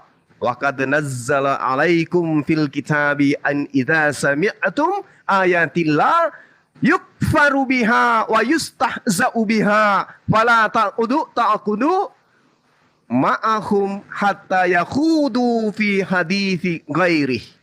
Allah telah menurunkan ketentuan bagimu di dalam Al-Quran bahwa apabila kamu mendengarkan ayat-ayat Al-Quran diingkari dan diperolok-olokkan oleh orang-orang kufur, kata Allah, janganlah kamu duduk bersama mereka sebelum mereka memasuki pembicaraan yang lain. Ini perintah, wajib. Jangan. Ini perintah. Innakum izam misluhum innallaha jami'ul munafiqina wal kafirin fi jahannam jami'a. Mereka, golongan ini akan masuk ke dalam neraka semua. Kafir dan juga orang munafik. Jadi perintahnya jelas. Ketika kemudian ada yang ngolok-olok, tinggalkan. Jadi kalau dipahami, oh ada yang menghina Al-Quran, kita perangi. Bukan begitu. Tinggalkan. Misalnya seperti, mohon maaf, saya nyebut nama. Kiamat, Edis, Herdi, terus siapa lagi? Saipudin Ibrahim, siapa lagi? Kosmos. Ya, ketika mereka mengolok-olok Al-Quran, diperingati, diajarin, ditegasin, jangan lakukan itu merusak persaudaraan sebangsa dan setanah air, bro. Jangan kau lakukan itu. Berhenti kau mengatakan itu. Kamu gak ada ilmu tentang itu. Stop. Tapi ketika mereka tidak mau berhenti, malah semakin jauh menghinakan Al-Quran, dalam hal ini Allah, Nabi dan Islam, maka perintah Allah tinggalkan. Jangan kau duduk dengan mereka sebelum mereka memasuki pembicaraan lain. Kalau dia sudah membicarakan masalah politik, bicara mengenai ekonomi, baru boleh. Tapi kalau masih saja mengolok-olok Al-Quran, perintah Allah, tinggalkan, jauhi mereka. Al-Quran menjelaskan seperti itu. Wa iza ra'aital ladina yakhuduna fi ayatina fa'arid anhum hatta yakhudu fi hadithi gairi wa imma dikatakan wa imma yunsiyannaka syaitan wala taqud ba'dal dzikra ma'al qaumiz zalimin. Mudah-mudahan saya tidak keliru membacakan ayat.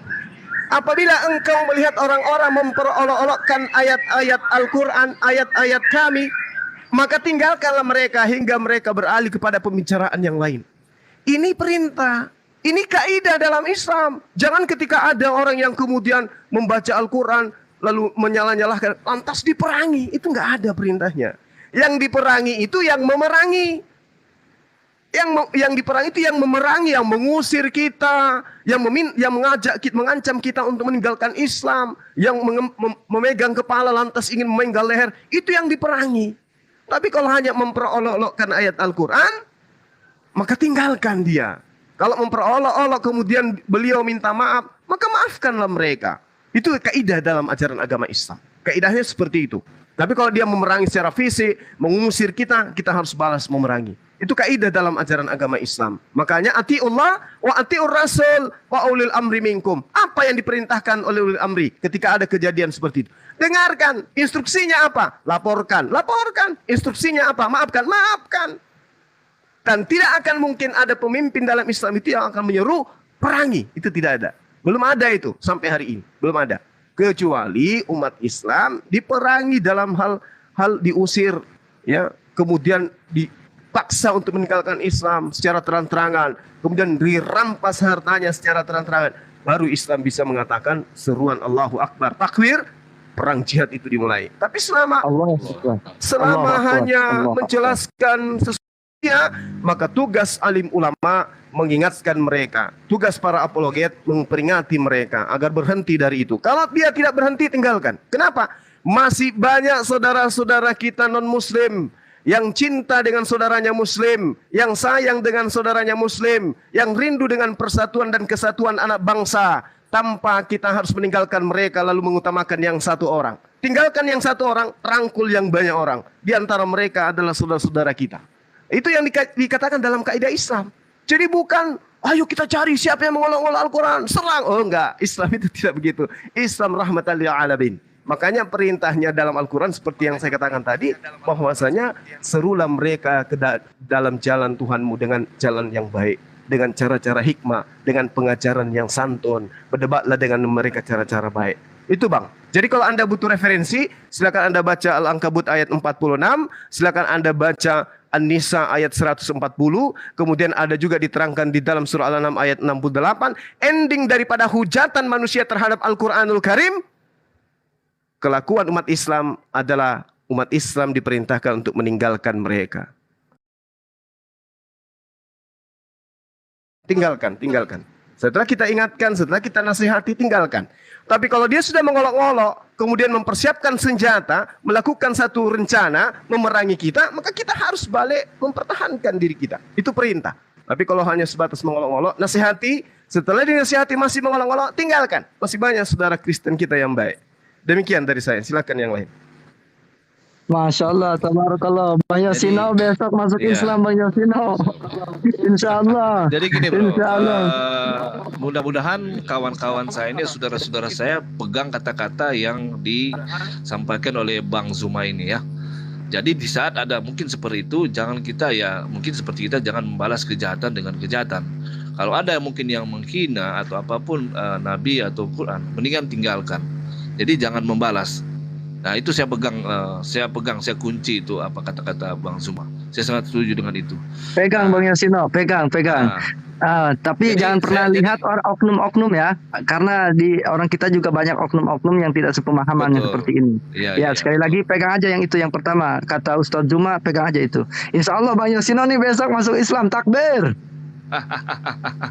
Itu bro, pindah agama itu, keyakinan itu tidak segampang yang kita katakan. Jadi gini bro, kita pun dari Kristen ya, orang Kristen yang pindah agama, saya rasa banyak yang masih belum belajar. Karena saya banyak ketemu juga dengan mualaf-mualaf. Setelah saya ngobrol, ya memang banyak juga yang belum belajar tentang Alkitab itu sendiri, belum memahami tentang ayat Alkitab. Makanya dia pindah, mungkin ada gara-gara sesuatu atau apapun. Dan saya pernah ngobrol dengan seorang mualaf yang dari Indonesia, tapi dia sekarang di Amerika. Ibu-ibu itu kayaknya saudara-saudara kenal. Saya enak ngobrol dengan dia. Saya ngobrol tentang bagaimana dia hidup dulu, tentang dia Kristen. Dia dia diskusi dengan saya dan dia ngobrol dengan saya. Kenapa dia dulu selalu ditekan di dalam Kristenan, dia selalu ditekan, dia hanya tanya tentang ayat Alkitab, dibalas dengan hal-hal yang tidak baik menurut dia. Pendeta pun tidak boleh dia bertanya kepada pendeta, pendeta hanya bilang kamu diam aja, ikutin aja apa yang dikatakan pendeta atau orang tua. Bahkan orang tua dia menghukum dia karena pertanyaan-pertanyaan seperti itu. Makanya dia dia sakit hati, dapat dia ke Islam gitu.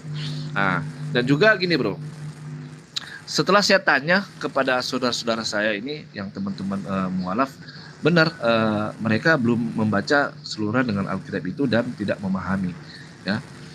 Tapi sih nggak masalah, itu kan pindah iman itu pilihan, ya. Menurut saya itu pilihan, nggak masalah dengan saya. Tetapi menurut saya seperti tadi mungkin Derma katakan bahwa, atau saudara-saudara sini katakan bahwa kita pelajari dulu apa yang kita imani ini dengan sungguh-sungguh. Nah, kita pelajari, kalau kita memang udah dapat dengan baik di sini, mungkin kita bisa cari referensi yang lain. Mungkin kita penasaran dengan kenapa agama Islam begini. Agama Islam kok orangnya baik-baik seperti ini, saudara-saudara kita ini. Tidak ada saya dapat menghujat atau apapun itu.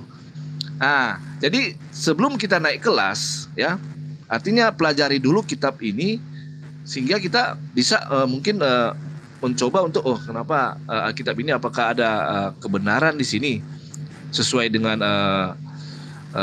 kelakuan mereka, kan begitu. Jadi saya juga gini bro, saya juga dapat tantangan seperti ini. Saya pelajari, sekarang saya sementara pelajari bagaimana dan Al-Quran, ya, Al-Quran saya sementara baca. Apakah ada hal-hal yang menurut saya baik di sini saya bisa ambil, dan saya bisa ambil hikmatnya, bukan keburukannya, ya. Saya begitu, saya ini ada yang baik saya ambil, ini ada agak seperti sama saya ambil. Saya tidak mau menyerang atau saya ambil ayat-ayat untuk saya menyerang saudara-saudara saya ini. Enggak, saya akan bertanya jika saya kurang paham, saya akan bertanya kenapa ayat ini seperti ini. Nah, seperti tadi saya kasih ayat itu baru satu ayat yang saya dapat bro di dalam Al-Quran. Yang menurut saya ini harus kita, mungkin saudara-saudara kita ini Muslim harus terapkan itu di dalam kehidupan sehari-hari, sehingga di saat kita berdiskusi, berdebat dengan kata-kata yang baik, dengan kata-kata yang mungkin mendidik, sehingga kita yang di bawah pun bisa lihat, kita mendidik ini, bukan jadi seperti anak kecil menghujat dan saling menghujat. Jadi tidak ada poinnya di situ. Iya, benar. Menurut saya nggak ada poinnya. Benar Bang Yosi, benar. Iya, benar. Makanya saya sangat Bang Yosino, Masya Allah, jadi saya sangat tidak dapat ilmu kalau jika kita berngobrol, walaupun seimanan dengan saya, kalau udah berngobrol tentang ada penghujatan atau apapun, saya pasti nggak nyaman. Pasti akan nggak enak ini ngobrol, nggak ada ilmunya. Jadi gini, jadi saya sangat setuju dengan saudara-saudara yang di sini, ya. Kalau boleh kita pertahankan dan kita terapkan itu di dalam di dalam secara kita berdiskusi atau berdebat dengan mungkin saudara-saudara baik seiman, bahkan di luar pemahaman atau luar iman kita, kan begitu. Cobalah kita terapkan itu, ya. Makanya saya sini saling mengingatkan aja supaya saya pun bisa dapat ilmu dengan saudara-saudara di sini. Saya banyak belajar, ya. Siapa tahu kan, ya, kita tidak tahu. Setiap manusia itu punya pilihan, kan gitu bro. Tetapi dalam saat ini saya lagi mendalami Alkitab, ya, karena selama ini saya banyak perubahan dalam membaca firman Tuhan Alkitab. Bahkan saya mengambil referensi juga atau buku-buku yang lain yang saya bisa baca. Bahkan Al-Quran pun saya lagi membaca ini, bro. Lagi sementara membaca. Makanya saya jadi begini, bro. Jadi saya bingung begini, bro. Banyak sini. Jadi gini, bro. Ya, sebentar. Gini, bro. Saya lagi bingung gini, bro. Gini, bro. Bentar, ya. Saya lagi bingung begini, bro. Saya membaca Al-Quran. Tetapi yang saya lihat di sini, di saat berdiskusi saya mendengarkan bahwa kan Al-Quran itu ada penjelasannya di dalam hadis-hadis dan tafsir. Benar nggak, bro? Betul. Ya. Jadi saya sangat penasaran hadis atau tafsir yang benar itu, yang memang cocok dengan yang ya cocok dengan Al-Quran itu yang mana? Hadis yang menurut saudara-saudara rasa benar? Karena saya lihat di sini kalau dibahas tentang hadis ini katanya, oh itu nggak sohi, sohi atau apa sih bang? Sohe ya, sohi. Sahih. Padahal Sahih. sorry, sahih. Nah, Sahih. jadi sebenarnya hadis yang sohi itu yang mana bro? Sedangkan hadis itu sangat banyak. Jadi yang harus dipercaya yang mana bro? Sohi berarti itu dipercaya bro, benar nggak? Sohi itu betul nyampe ke Nabi. Doif bisa nyampe tapi perawinya ada yang cacat. Iya, jadi ada yang cacat kan? Terus yang harus kita baca sama bahasa Yunaninya, sama bahasa Ibraninya, Guru Tahayu bilang Maudu itu palsu. gitu. Jadi gini bro, saya sementara membaca dan saya ambil analogi seperti ini. Ini ada dua kitab, dua peta yang saya dapat, dua peta, ya. Yang satu peta utuh, ya, dan yang satu lagi peta yang menurut saya kurang utuh. Kenapa saya bilang begitu? Karena dia harus ambil referensi atau dukungan dari kitab di luar itu, bro. Menurut bro gimana itu? Seperti Al-Quran kan, situ ada 5 waktu dan bahkan mungkin sunat dan peraturan-peraturan lain tidak semua ada tertulis di dalam Al-Quran itu sendiri. Benar nggak, bro? Yup. Nah, harus pakai buku-buku di luar Al-Quran itu sendiri. Bukan buku, bro. Bukan buku. Tapi ya, dijelaskan sama Rasulullah. Ah iya. Masalahnya apa? Kenapa nggak disatuin aja gitu, bro? Kalau Alkitab kan itu semua satuin sejarahnya sampai ini. Ya, izin saya jawab ya. Siap. Lanjut. Jadi begini Bang Yosino, di dalam ajaran kami Al-Quran itu kitab Allah, murni kitab Allah, yakni yang Allah turunkan kepada Nabi Muhammad. Jumlahnya satu kaul dikatakan 6.666 ayat. Itu murni dari firman Allah, turun dari Allah. Sedangkan hadis itu adalah ucapan baginda Nabi Muhammad SAW. Ucapan Nabi Muhammad.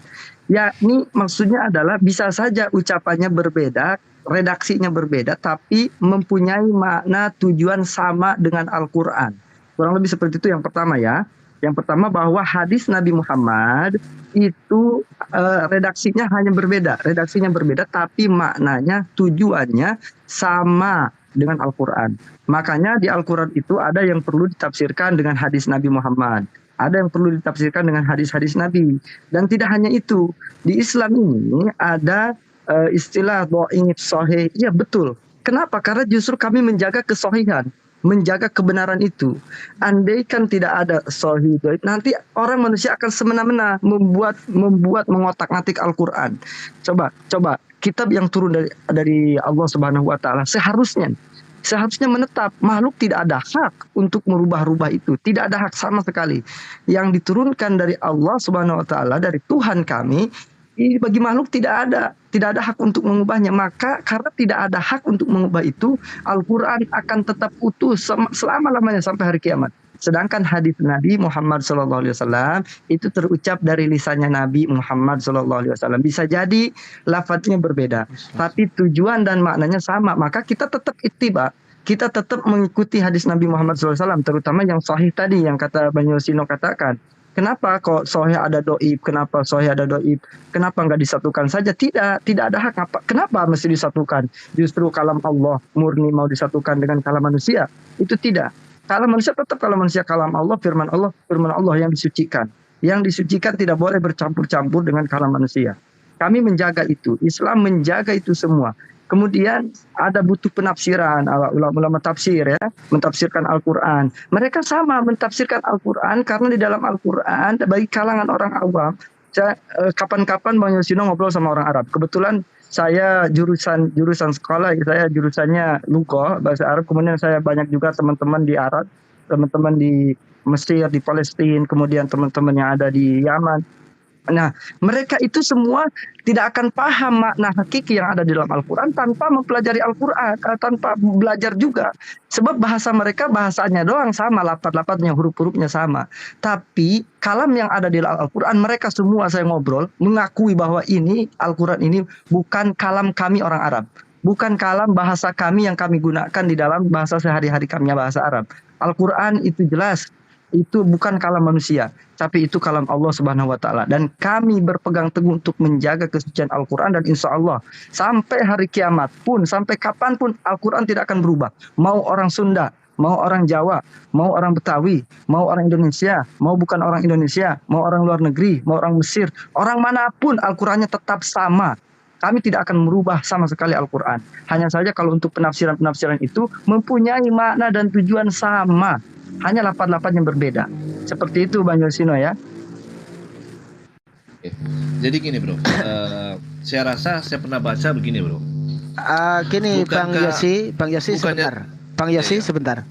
Bang Yosi, difokuskan satu pertanyaan, fokus satu, nanti dijelaskan oleh Gurunda Zuma dan saudara kita di sini.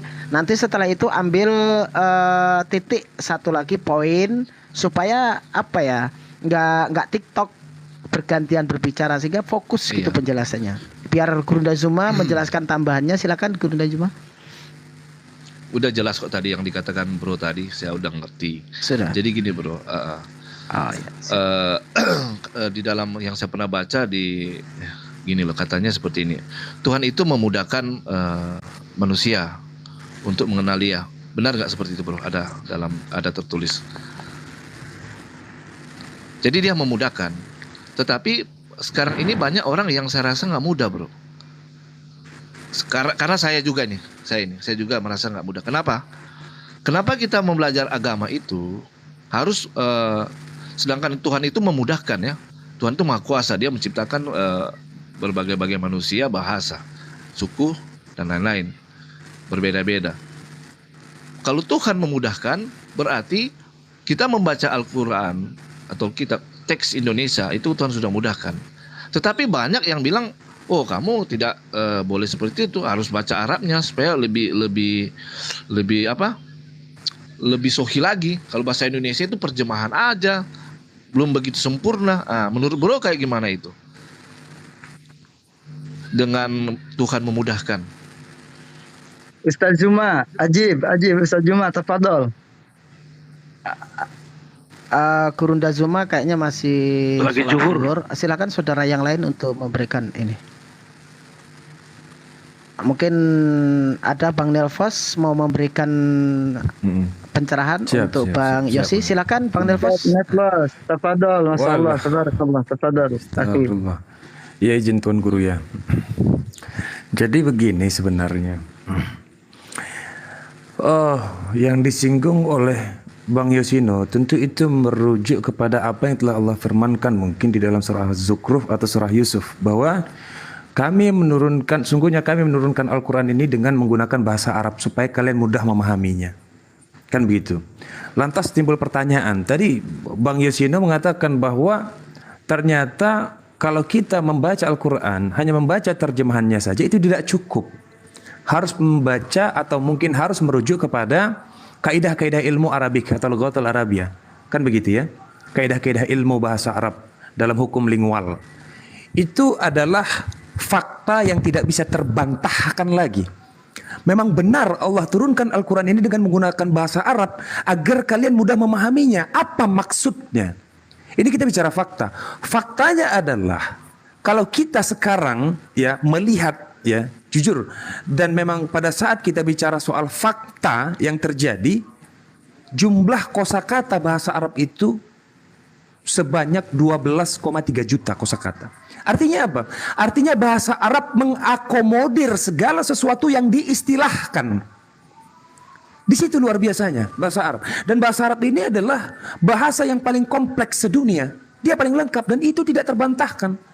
Ketika kita mau membandingkan, kita mau buat satu komparasi antara bahasa Arab dan bahasa Indonesia, jumlah kosakata bahasa Indonesia itu hanya 90.000. Jumlah kosakatanya yang terdiri dari beberapa akar kata saja. Tetapi kalau bahasa Arab jumlah kosakatanya 12,3 juta, itu selisihnya jauh banget.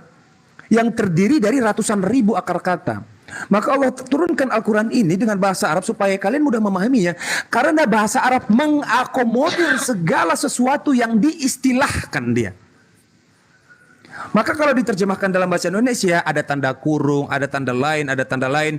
Ketika berdebat, salah satu contohnya bagaimana Rabb itu dilekatkan kepada manusia, lalu ketika Rabb dilekatkan kepada Tuhan. Bahasa Indonesia tidak cukup mampu mendeskripsikan segala sesuatu yang bahkan belum ada istilahnya. Maka Allah turunkan itu dengan bahasa Arab. Begitu ya. Tetapi yang terpenting dalam hal ini adalah sebenarnya kita harus membedakan ya kaidah mengaji dengan kaidah mengkaji. Kaidah mengaji itu apa sebenarnya? Jelas syarat mengaji sami'na wa ta'na, butuh guru dan murid. Dan itu ada hierarki di situ. Ketika bahwa ilmu itu akan diberikan kepada muridnya dan muridnya itu bisa memahami. Kan begitu, itu syarat dalam mengaji. Dan mengaji itu hanya teruntuk orang-orang yang sudah mungkin mengimani Al-Quran dan hadis, mengimani Allah Ta'ala. Kan begitu sebagai Tuhan. Nah, bagaimana dengan orang-orang yang belum mengimani Tuhan? Dia tidak boleh mengaji. Yang dia boleh lakukan adalah mengkaji. Dan sebenarnya sejujurnya ya, untuk mengkaji Al-Quran dan untuk mengkaji Alkitab, bahasa Indonesia sebenarnya sudah sangat mudah. Sangat mudah sekali sebenarnya untuk memahami ini. Untuk memahami Al-Quran dan Alkitab, ya cukup dengan menggunakan bahasa Indonesia. Saya kira sudah mudah. Sangat mudah sekali. Untuk apa? Untuk hal-hal yang fundamental.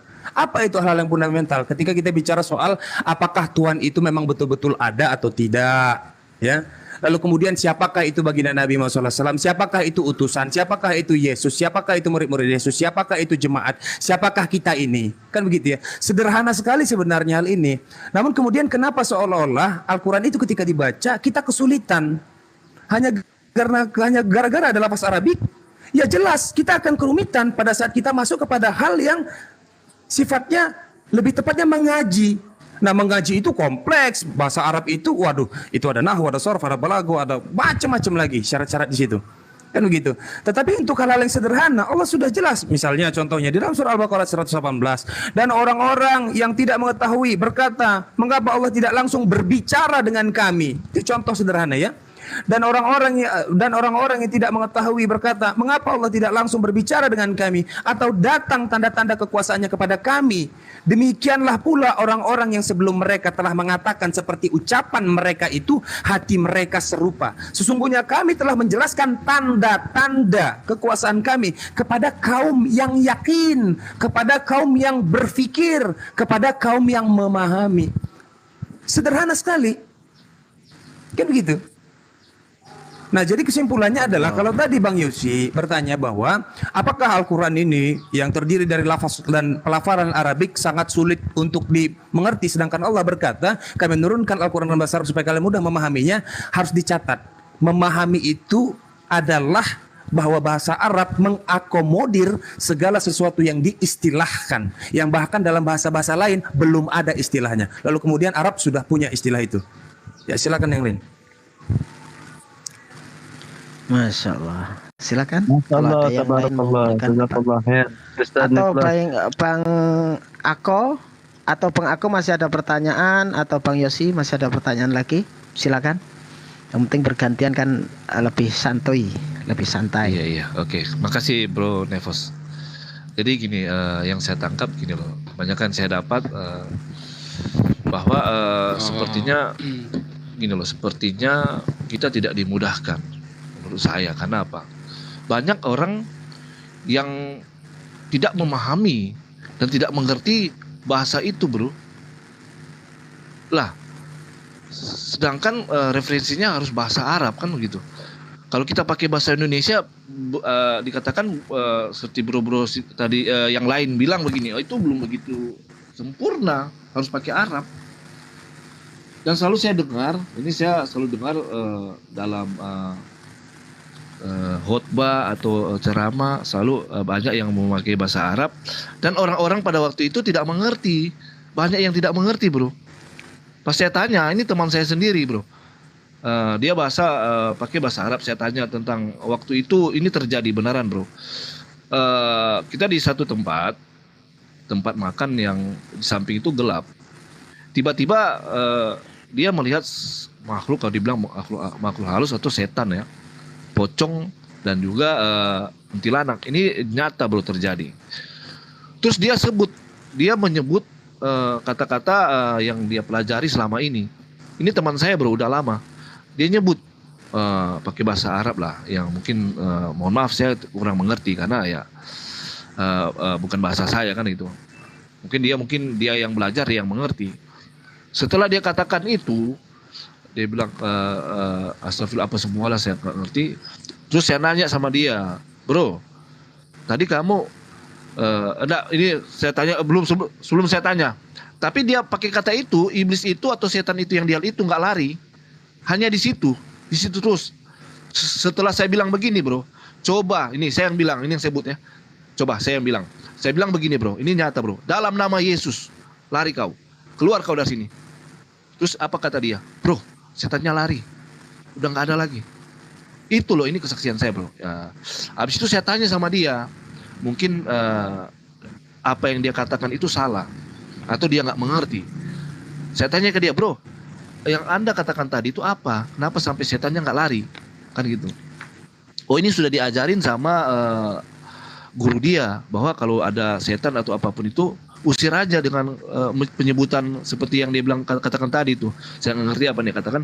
Terus saya bilang coba kamu googling, kamu cari tahu apa yang kamu katakan itu. Ternyata yang dia katakan itu bukan mengusir setan. Artinya, makanya setan nggak lari. Lah, bukannya kamu sudah lama di dalam keislaman dan kamu selalu saya lihat di dalam pengajian. Kenapa kamu tidak mengerti dengan apa yang kamu bawakan tadi, yang kamu sebutkan tadi? Itu bro, karena bahasa Arab banyak yang seperti itu bro yang saya dapatin. Karena saya buka tempat usaha, orang-orang saya itu kebanyakan Muslim bro. Saya tanya tentang Al-Quran, banyak yang mengerti. Jadi justru begini, silakan begini. Bang Yosi, ambil poinnya saja, ambil poinnya, poin dari Iya, ini terlalu biar- melebar. biar, Terlalu melebar dia. poinnya, ambil poinnya, jadi nggak ini ya. Dikat dulu ya, maksudnya Bang Yosi Silakan, pertanyaannya diminimalis gitu, diminimalir. Nah, ini kan kita ngobrol santai aja, maksudnya. Jadi umpamanya gini iya. ya, gini Bang Yosi, maksud saya gini, umpamanya nggak mau pertanyaan, berdebat, apakah soalnya. di Ngobrol dalam aja apa Islam yang terjadi. Enggak ya, siap.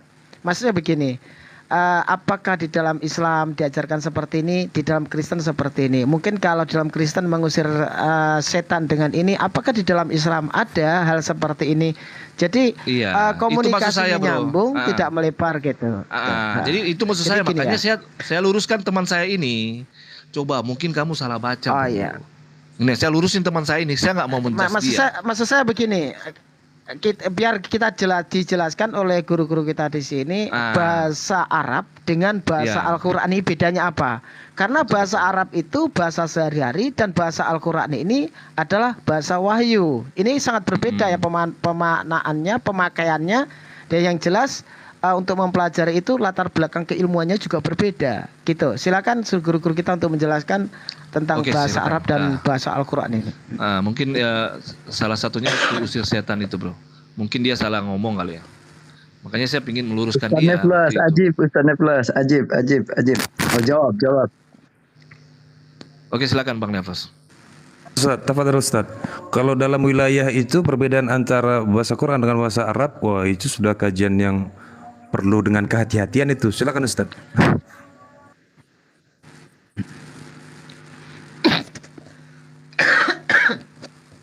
Silakan.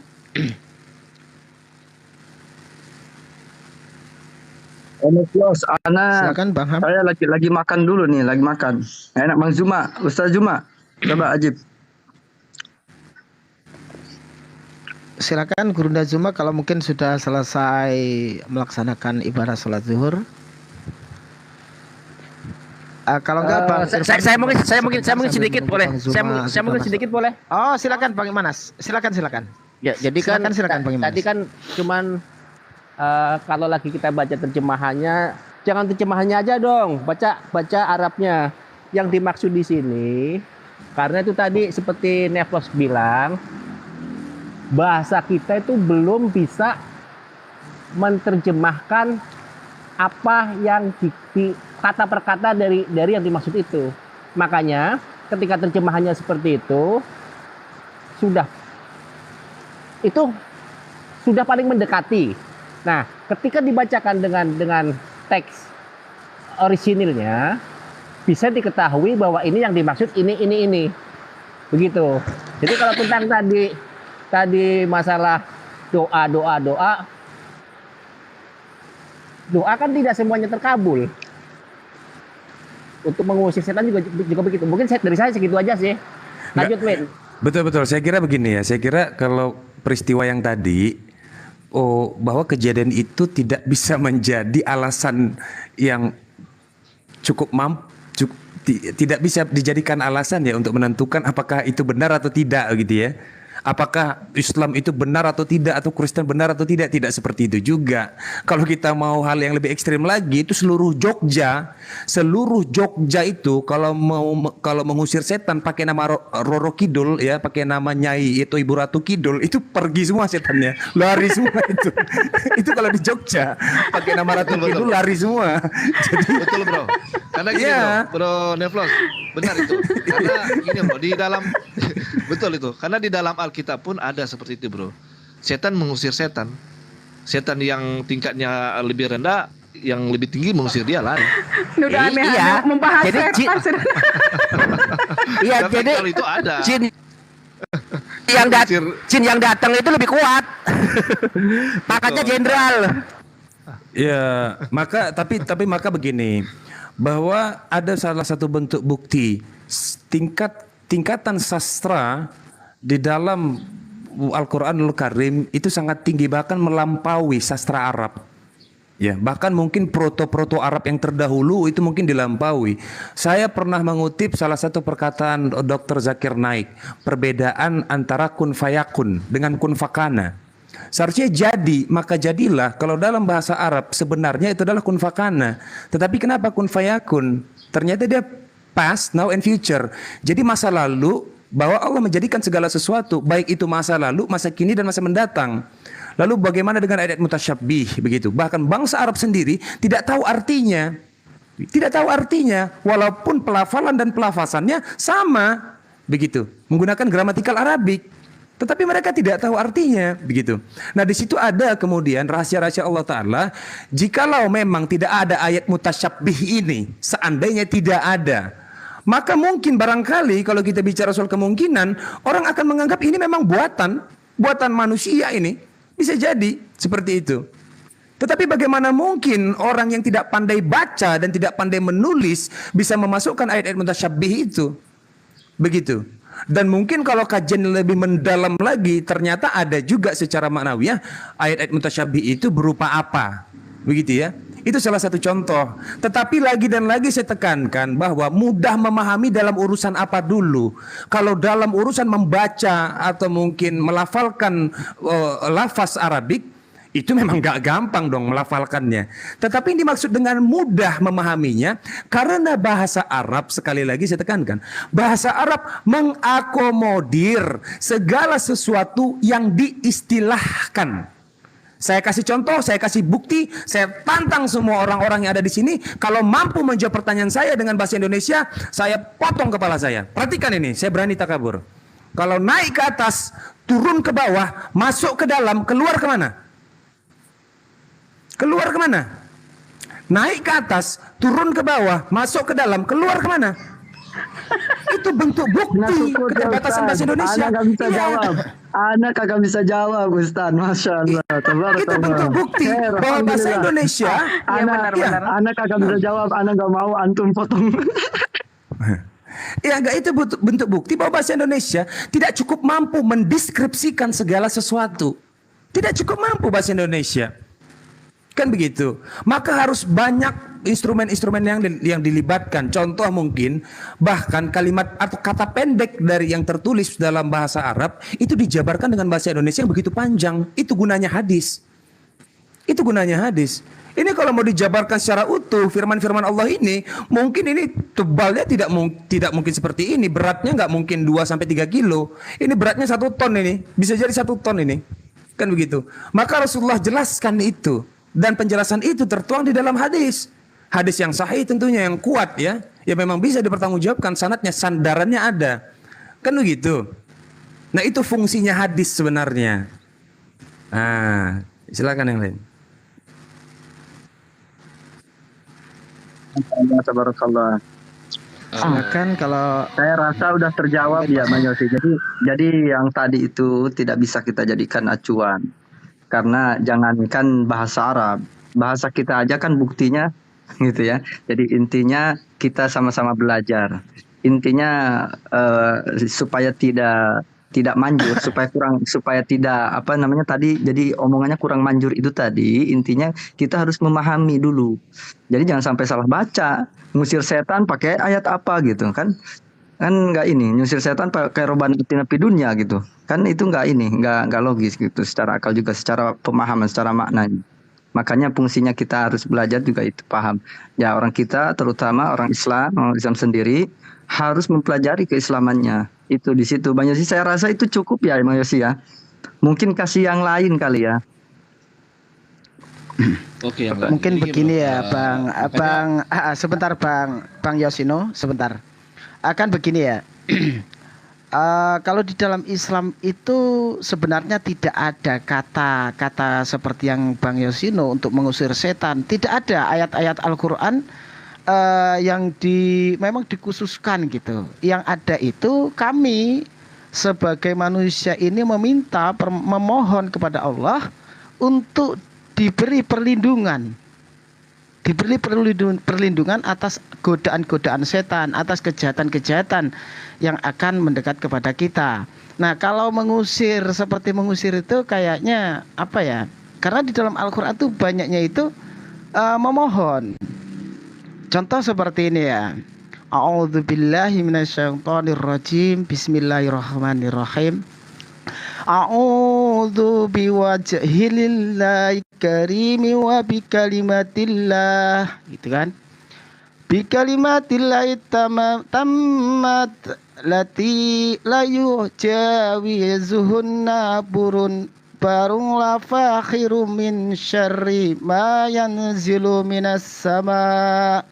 Itu salah satu ayat, itu kan artinya ini, aku berlindung dengan kemuliaan Allah yang maha dermawan dan dengan firman-firman Allah yang sempurna.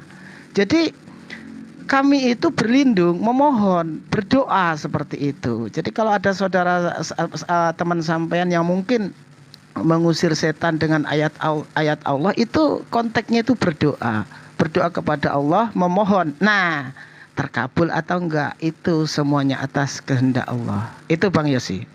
Ya, saya tambahkan Bang Erwin. Bang Yosi, dalam ajaran kami itu kami meyakini bahwa tidak ada kekuatan la haul wala quwata illa billah, melainkan hanya pertolongan Allah Subhanahu wa taala. Semuanya kami pasrahkan kepada Allah. Makanya ketika ayat Al-Qur'an dibacakan dengan memohon perlindungan kepada Allah dan dipenuhi dengan keyakinan, itu bisa sangat manjur istilahnya ya, sangat manjur. Tapi ketika ayat Al-Qur'an dibacakan tanpa dia memohon pertolongan kepada Allah, itu tidak ada efek sama sekali. Saya kasih contoh analogi sejarah sedikit ya, sedikit kisah Nabiullah Musa alaihissalam. Beliau satu waktu sedang sakit gigi. Ini sakit gigi, Bang Yosi pernah sakit gigi kan nih? Sakit gigi. Ya, nah, sakit gigi. Kemudian Nabiullah Musa alaihissalam memohon pertolongan kepada Allah. Kemudian Allah perintahkan Nabi Musa untuk, kata Allah Subhanahu wa taala dalam firman-Nya, ya Musa, khudh hasisa kada wa dha' fi sinnika. Wahai Musa, kamu ambil rumput, kemudian rumput itu dibeja, kemudian diletakkan di gigi kamu. Kemudian Nabi Musa lakukan itu. Setelah dilakukan itu semua, ternyata sembuh. Kemudian setelah terselang beberapa saat, setelah beberapa waktu, Nabi Musa kembali sakit gigi. Setelah sakit gigi itu, Nabi Musa mengambil lagi rumput sebagaimana rumput yang disuruh oleh Allah Subhanahu wa taala dan dia letakkan kembali di giginya. Tapi bukannya malah sakit, bukannya sembuh malah makin sakit. Maka Nabi Musa mengadu kepada Allah, ya Rob, kenapa kok bisa rumput yang sama kemudian diletakkan di gigi saya yang sama, tapi kenapa yang pertama saya sembuh sedangkan yang keduanya saya malah makin sakit? Allah turunkan firman-Nya tabaraka wa taala, kata Allah Subhanahu wa taala dalam firman-Nya, ya Musa, ketahuilah bahwa pertama kamu meletakkan rumput di gigimu yang sakit itu atas dasar perintahku, sedangkan yang keduanya kamu meletakkan rumput di gigimu yang sakit itu bukan atas dasar perintahku dan tidak menyebut namaku, tidak memohon perlindungan kepadaku, tidak sama sekali menyertakanku, maka aku tidak meridhoi itu. Oleh karenanya apapun itu di dalam Islam, betul kata Bang Erwin tadi, tidak ada ayat yang khusus untuk mengusir jin. Cuman di dalam tafsir itu dijelaskan, di dalam Al-Quran sudah dijelaskan asbabun nuzul, surat An-Nas dan surat Al-Falaq. Bang Yosi kalau iseng-iseng nanti belajar tafsir Jalalain, tafsir, kalau nggak tafsir, ya jadi situ kenapa ada tafsir, karena ada asbabun nuzulnya di situ. Asbabun nuzul daripada surat yang diturunkan Falak bin Nas, saya bacakan, Qul a'udzu birabbil falaq min syarri ma khalaq wa min syarri ghasiqin idza waqab wa min syarri naffasati fil 'uqad wa min syarri hasidin idza hasad. Kemudian sampai An-Nas sampai selesai.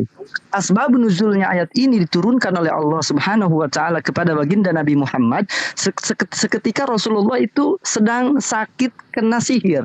Sihir itu ada, kita yakini sihir itu ada, tapi yang tidak boleh ya kita meyakini bahwa sihir itu memberikan pengaruh, memberikan asar, itu tidak boleh. Bahwa sihir tersebut Rasulullah didatangi oleh malaikat, kemudian ditanya, Rasulullah terkena sihir, kemudian diambil, suruh malaikat itu mengambil buku-buku yang disembunyikan oleh orang kafir, kemudian Rasulullah diturunkan ayat, diwahyukan ayat Falak bin Nas. Maka Rasulullah baca ayat dari Al-Falaq ayat 1 sampai An-Nas ayat terakhir. Setelah itu ayatnya kan ada 11. 11 ayat itu berfungsikan untuk menghancurkan ikatan-ikatan 11 ikat di dalam riwayat, 11 ikatan yang menjadi sihir kepada Nabi Muhammad SAW. Maka setelah dibacakan ayat tersebut, Rasulullah langsung terbangun seakan-akan Rasulullah bebas dari ikatan, sembuh. Coba kalau kita baca surat Falaq bin Nas, apa sih artinya? Artinya itu bukan untuk mengusir sihir, bukan mengusir setan artinya. Artinya apa? Qul a'udzu birabbil falaq. Katakanlah olehmu Muhammad, a'udzu birabbil falaq, aku berlindung kepada Tuhan yang menguasai subuh. Kan katanya berbeda maknanya. Tapi kalau kata kalimat-kalimat tersebut diyakini dan memohon perlindungan kepada Allah Subhanahu wa taala, maka intinya Allah yang akan mengusir. Tidak ada kekuasaan hakiki. Tadi di komentar saya baca setan mengusir setan, manusia mengusir setan, itu tidak ada, semuanya atas izin Allah Subhanahu wa taala. Tafadhol akhina yang lain. Begitulah Bang Yosi ya, kalau dalam Islam tuh intinya banyak berlindung. Rabbi a'udzu bika min hamazatis syaiton wa a'udzu bika rabbi ayyahsurun, kayak gitu. Ya Tuhanku, aku berlindung kepada Engkau dari bisikan-bisikan setan, dan aku berlindung kepadamu agar mereka tidak menyertaiku. Nah, jadi memohon seperti itu. Silakan Bang Yosi atau yang lain mau menambahi, atau Bang Yosi mau bertanya lagi, silakan. Oke, terima kasih bro. Tadi bahwa sudah dijelaskan bahwa di dalam Al-Quran nggak ada ya ayat yang mengusir setan gitu ya bro. Jadi ya menurut saya sudah sampai di sini nggak apa-apa, karena saya mau makan siang lagi. Sebenarnya saya banyak sekali pertanyaan bro, saya ingin bertanya tentang keislaman, tetapi karena di sini saya udah puas silakan. Tentang Kristen, dan itu pun saya udah banyak menjawabnya, baik dari Bang Zuma dan yang saudara-saudara yang lain.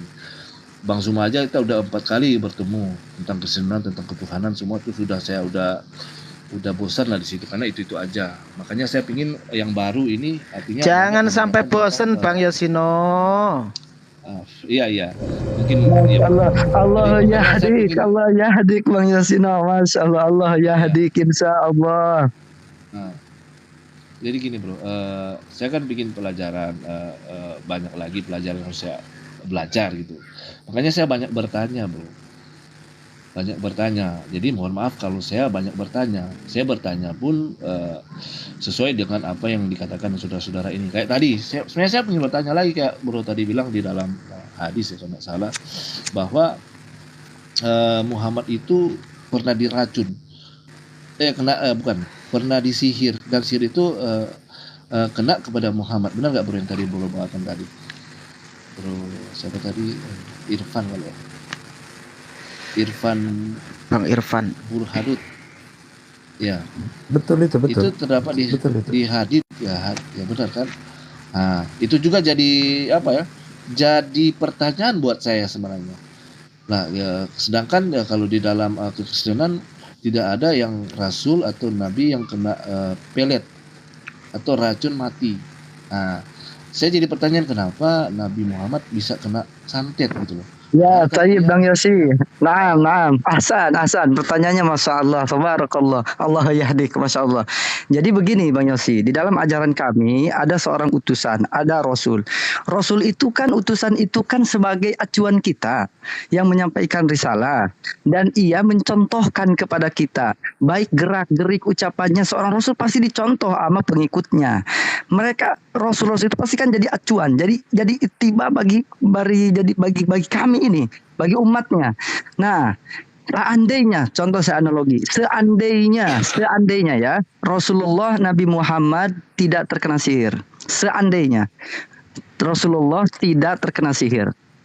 Bisakah kita kemudian suatu waktu kita terkena sihir, kemudian apa yang akan kita lakukan? Bisakah itu?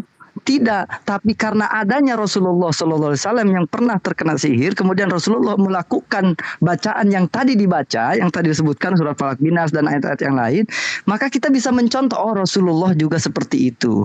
Maka kita baca itu. Jadi apapun yang terkena kepada Rasulullah seperti apa? Bukan, betul bahwa semua para Rasul dibersihkan, dibersihkan daripada, bukan tanzih, kalau tanzih untuk Allah, yakni Rasulullah itu dibersihkan daripada sifat-sifat kemanusiaan yang mengurangi martabat.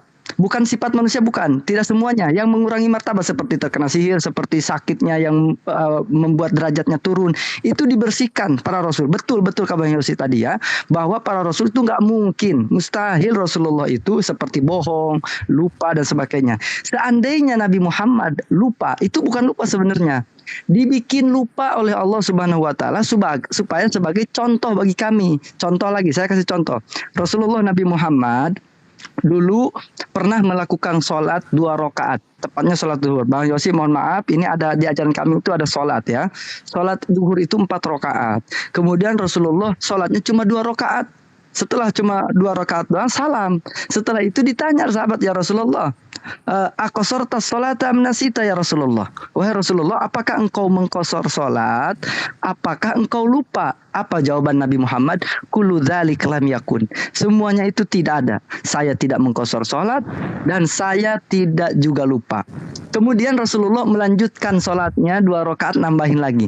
Itu sebagai contoh buat kita. Coba andaikan Rasulullah tidak pernah terjadi hal kejadian seperti itu.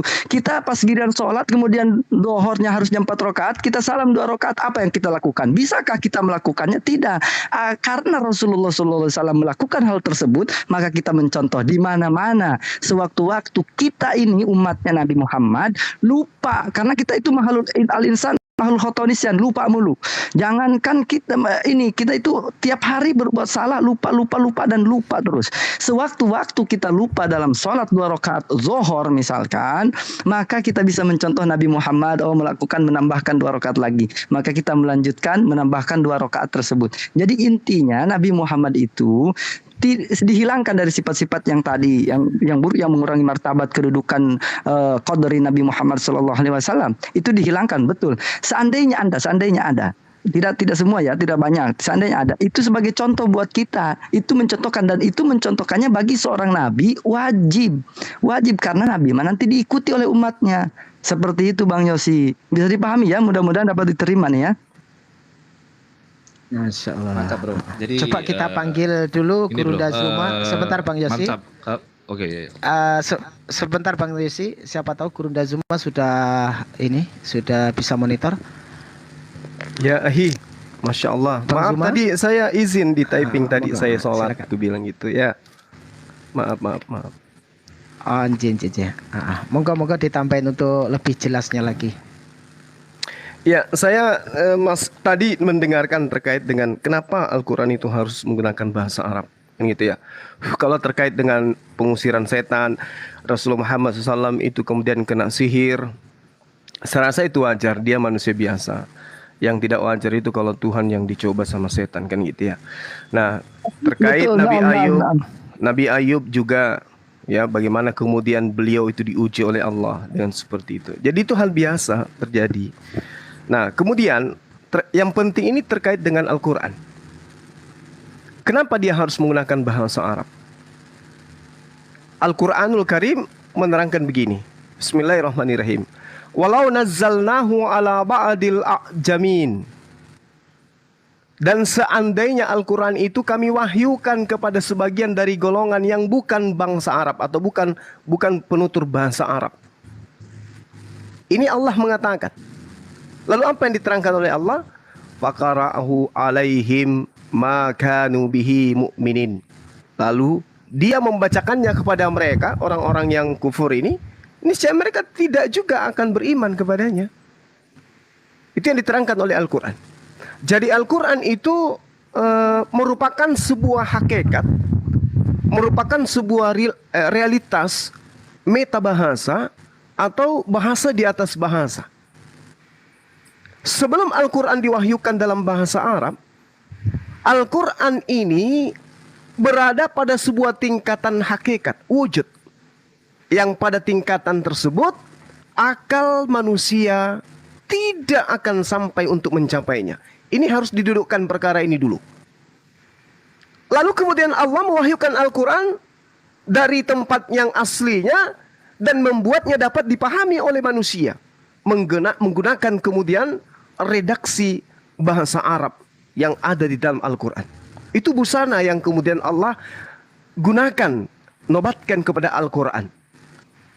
Nah, dengan demikian manusia dapat mengenal, dapat memahami aneka ragam hakikat yang terpendam di dalam Al-Quran.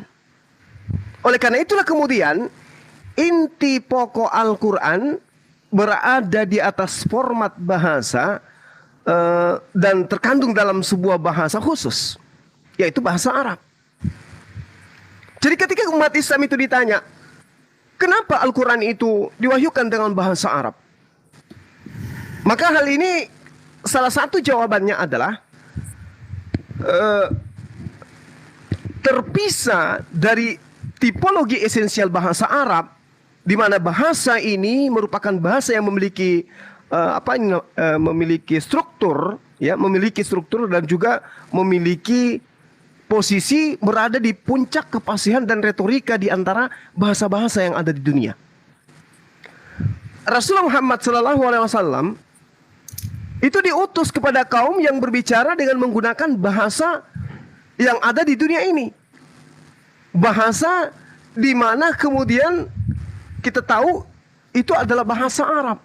Untuk apa? Untuk menyampaikan pesan ilahi. Maka Rasulullah Muhammad SAW menunjukkan sebuah mukjizat yang dapat dipahami oleh bangsa Arab, sehingga mereka tidak mengingkari. Mereka seketika beriman kepada Allah dan berupaya untuk menyebarkan agama Allah. Namun tetapi ini tolong digarisbawahi, agama itu dapat dipahami bukan berarti bahwa seluruh Al-Quran dapat dipahami. Islam itu dapat dipahami bukan berarti wajib hukumnya seluruh Al-Quran dapat dipahami. Orang bisa menjadi mu'allaf bukan berarti wajib hukumnya harus memahami seluruh Al-Quran. Orang beriman kepada Allah, mengimani Nabiullah sebagai Rasulullah, bukan berarti kudu wajib hukumnya mereka harus beriman dulu secara keseluruhan paham terhadap Al-Quran. Kenapa?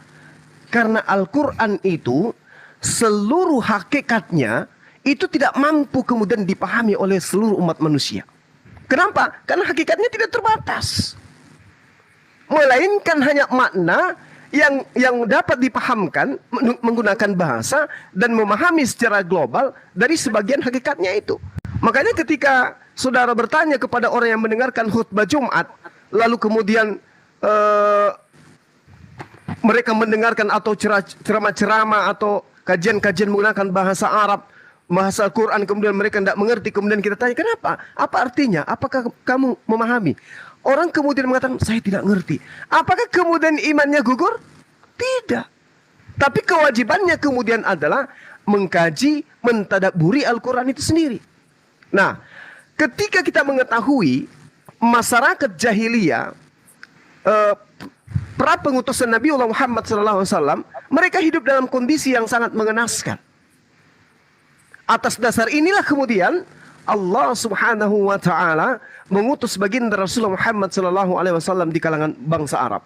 Nah, lalu kemudian sahabat-sahabat, terkait dengan kondisi masyarakat jahiliyah pra-Islam dan kedatangan Rasul Muhammad SAW, sahabat beliau Ali alaihissalam bersabda, mengatakan bahwasanya Rasulullah Muhammad SAW itu bersabda, Allah mengutus Nabi ketika manusia sedang tersesat dalam kebingungan dan sedang bergerak di sana sini dalam kejahatan.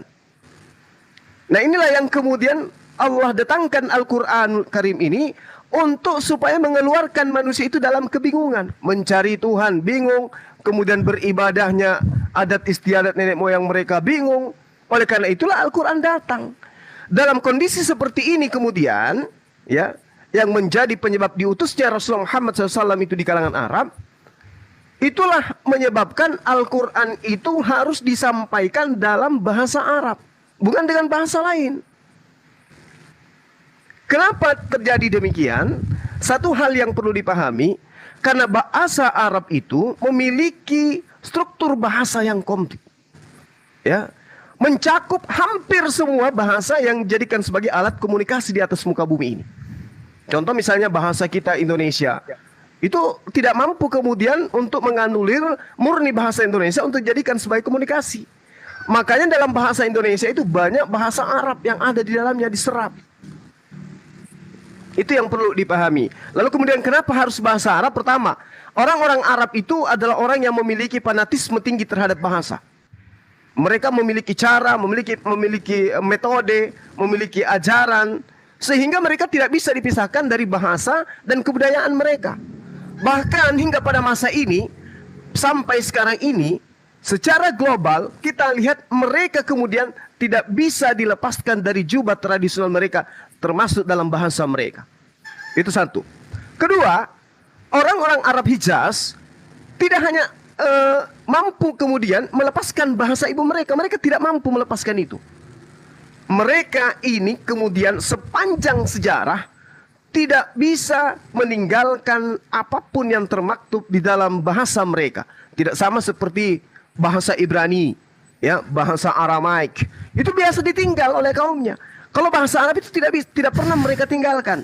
Oleh karena itulah kemudian Al-Quran bisa dilestarikan oleh mereka yang cinta terhadap cinta terhadap bahasa tersebut. Nah, kemudian di dalam pengajaran bahasa Arab Hijaz, orang-orang Arab Hijaz maksud saya, banyak kata ganti, banyak kata damir yang mana merupakan satu hal yang tidak dimiliki bahasa-bahasa lain. Bagaimana kemudian kata ganti orang pertama tunggal, jama, permedaan muzakkar maskulin dan feminim, muannas, dan juga ragam jumlah kalimat jama, kata khiasan dan seterusnya. Itu merupakan keunggulan bahasa Arab dalam mengekspresikan banyak persoalan dalam bahasa-bahasa sederhana yang tidak dimiliki oleh bahasa lain. Karena itulah kemudian Al-Quran datang menggunakan bahasa Arab agar mudah dipahami. Apa maksudnya mudah dipahami? Orang-orang yang memaknai bahasa Arab itu kemudian bisa menjelaskan kepada bangsa lain.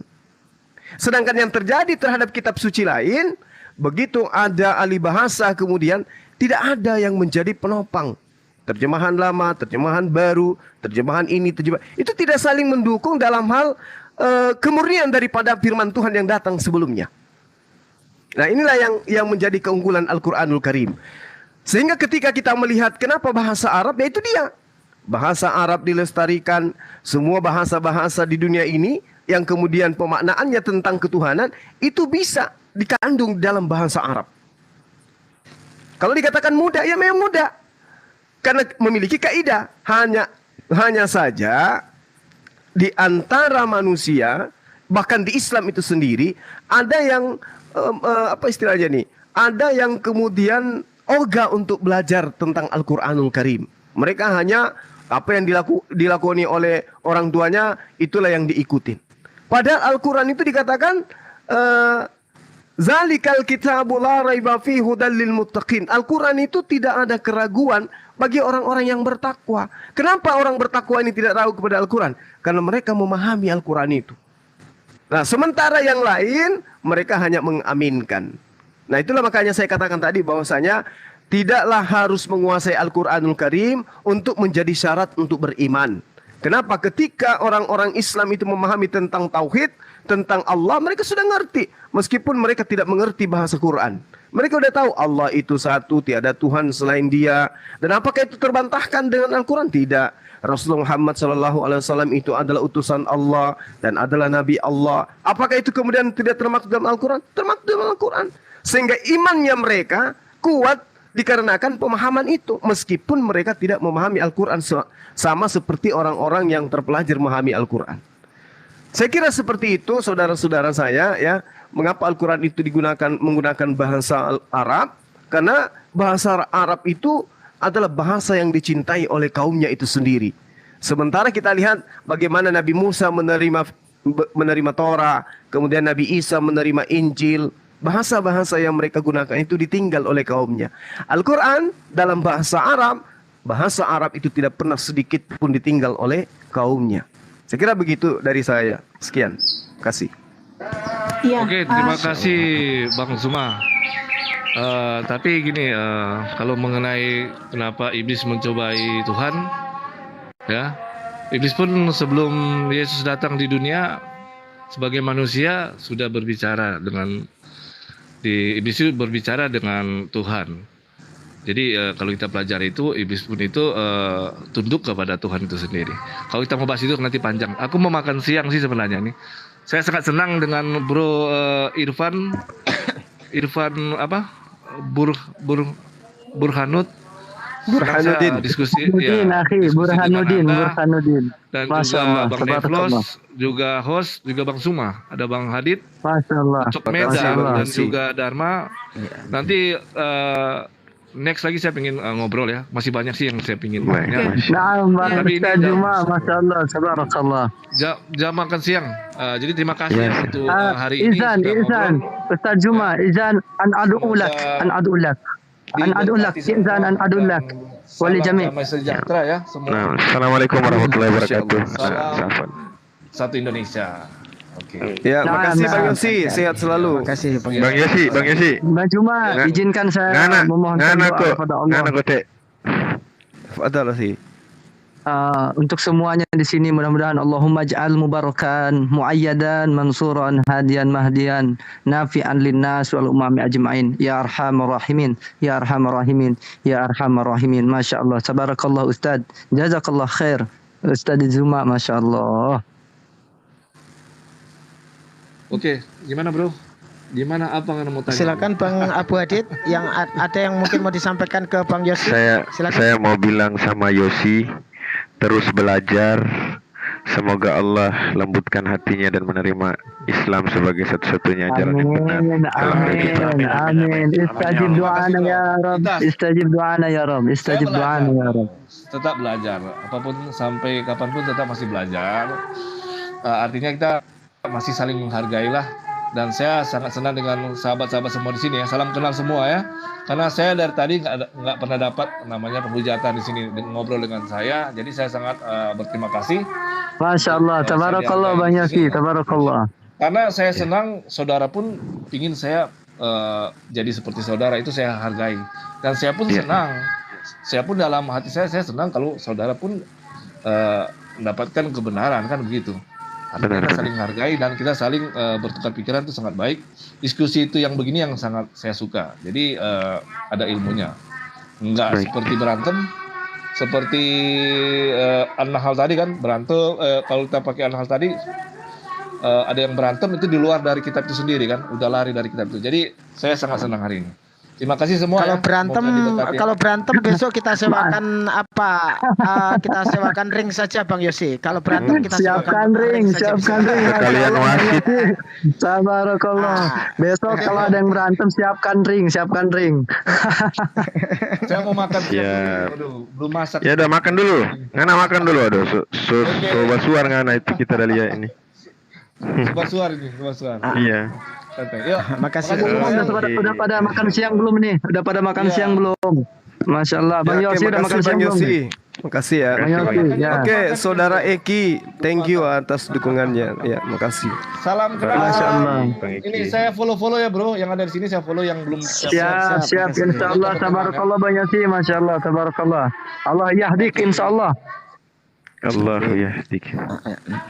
Ada Mbak Maria kayaknya mau naik. Silakan Mbak Maria kalau mau naik kirim permintaan. Iya, itu Maria? yang tadi malam tuh Bang Erwin. Kan minta permintaan naik, mumpung ini ada guru-guru kita, ada yang mau ditanyakan. Silakan. Kanda Mbak. Zuma. Kanda. Ya. Kanda, itu informasi sama pendeta itu gak ada. Dia gak konfirmasi. Mau bahas itu. Yang terkait dengan Kanda Nefles, Yang Kakanda waktu Nefles. yang di Komalan aja. Ustaz. Katanya mau. Kakanda, Afan, Ana mau nanya Afan Ustaz Juma Afan. Kakanda nih tinggalnya di mana nih? Saya baru kenal soalnya nih. Di belahan bumi bagian selatan. Sama kayak Ustaz Juma ya. Saya di Kalimantan, Ustaz. Di Kalimantan, Masya Allah, tabarakallah Kalimantan. Iya, Banjarbaru ya. Nggih. Masya Allah. Tuan Guru Masya Allah. Sekumpul. Nggih. Oh, Tuan Guru Sekumpul. Kemarin tuh Masya Allah hawa rame banget ya. Betul. Hawanya rame banget, Masya Allah. Rame sekali padat. Sebentar, silakan Mbak Maria kirim permintaan, namanya siapa di permintaan biar kita naikkan, kita kosongkan satu untuk sementara kan untuk menunggu Mbak Maria katanya mau naik. Itu. Assalamualaikum warahmatullahi wabarakatuh, Gurunda dan host dari Simpai, Waalaikumsalam Bang Ucok warahmatullahi semua ya, Pak Bu Hadid. Assalamualaikum warahmatullahi wabarakatuh. Waalaikumsalam warahmatullahi wabarakatuh. Nggih. Waalaikumsalam warahmatullahi wabarakatuh. Silakan Bang Asidik, mungkin ada yang mau disampaikan sambil menunggu Mbak Maria naik ini. Nggak Bang, lanjut aja deh.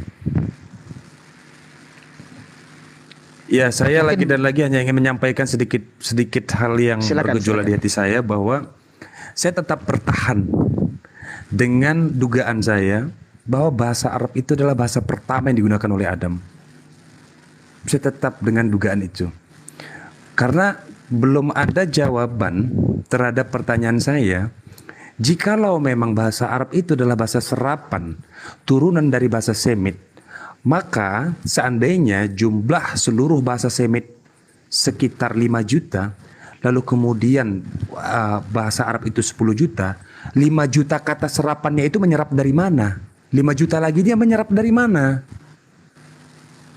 Maka itu dugaan saya, kenapa bahasa Arab itu begitu matang, begitu kompleks, karena memang dia sejak awal pertama kali dibawa oleh Adam, dibawa oleh manusia pertama. Itu dugaan saya ya.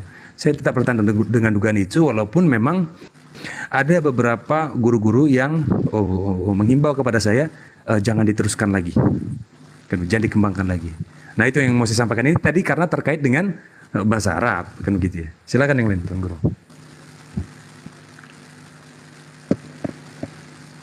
Tafadhol Ustadz, Ana mau ngerjain sholat dulu ya. Kebetulan sholat duhar nih, mau jamaah dulu sebentar ya. Yang lain aja lanjut dulu sebentar. Ana ini dulu, mic-nya di mute dulu. Ya. Silakan Mbak Maria kalau mau naik, silakan minta permintaan untuk naik. Kita kosongkan satu sambil menunggu Mbak Maria naik. Mungkin Mbak ini Ukti. Silakan. Enggak. Saya mau sapa ini dulu. Iya, Bro Netlos. Ukti Tirman. Ya. Iya, makasih. Enggak, saya nambah yang Dengar Bang Erwin suara saya? Dengar, bagus. Oh, Mbak Derma, nggih. Ya Allah, Biar kamu dulu, Mbak Neplos. Iya. Nggak, saya mau nambahin apa yang dibilang Bang Zuma tadi. Saya juga seorang mu'alaf yang belum bisa ya bahasa Arab. Tapi insya Allah saya tuh belajar memahami gitu ya Bang Zuma, memahami tiap ayat.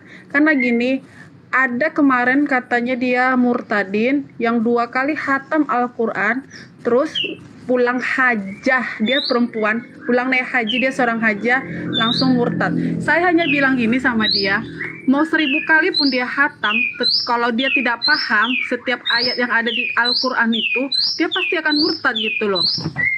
Karena apa? Kalau dia paham aja satu ayat seperti surat Al-Ikhlas, dia nggak akan murtad gitu loh.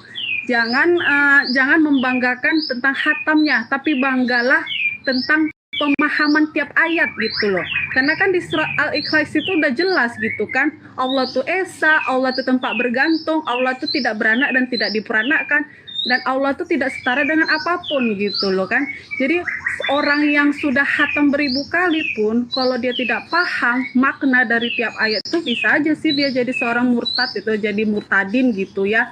Saya juga nggak pandai karena saya sekarang masih belajar gitu loh. Saya habis sholat subuh, saya belajar hadits, habis sholat maghrib, saya mengkaji Al-Quran. Maksudnya mengkaji gini, tiap ayat itu saya kaji untuk saya sambungkan ke kehidupan pribadi saya sendiri gitu loh. Saya harus paham apa sih maksud Allah tentang ayat ini gitu.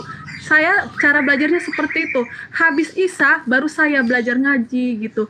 Biar apa? Biar nggak goyang lagi imannya gitu. Bukan asal hanya baca. Banyak orang tahu membaca Al-Quran, banyak orang tahu ngaji, tapi belum tentu semua orang paham apa yang dia baca gitu loh. Makanya dia bisa murtad. Kalau saya insya Allah gitu, saya akan memahami tiap ayat apa sih maksud Allah tentang ayat ini gitu.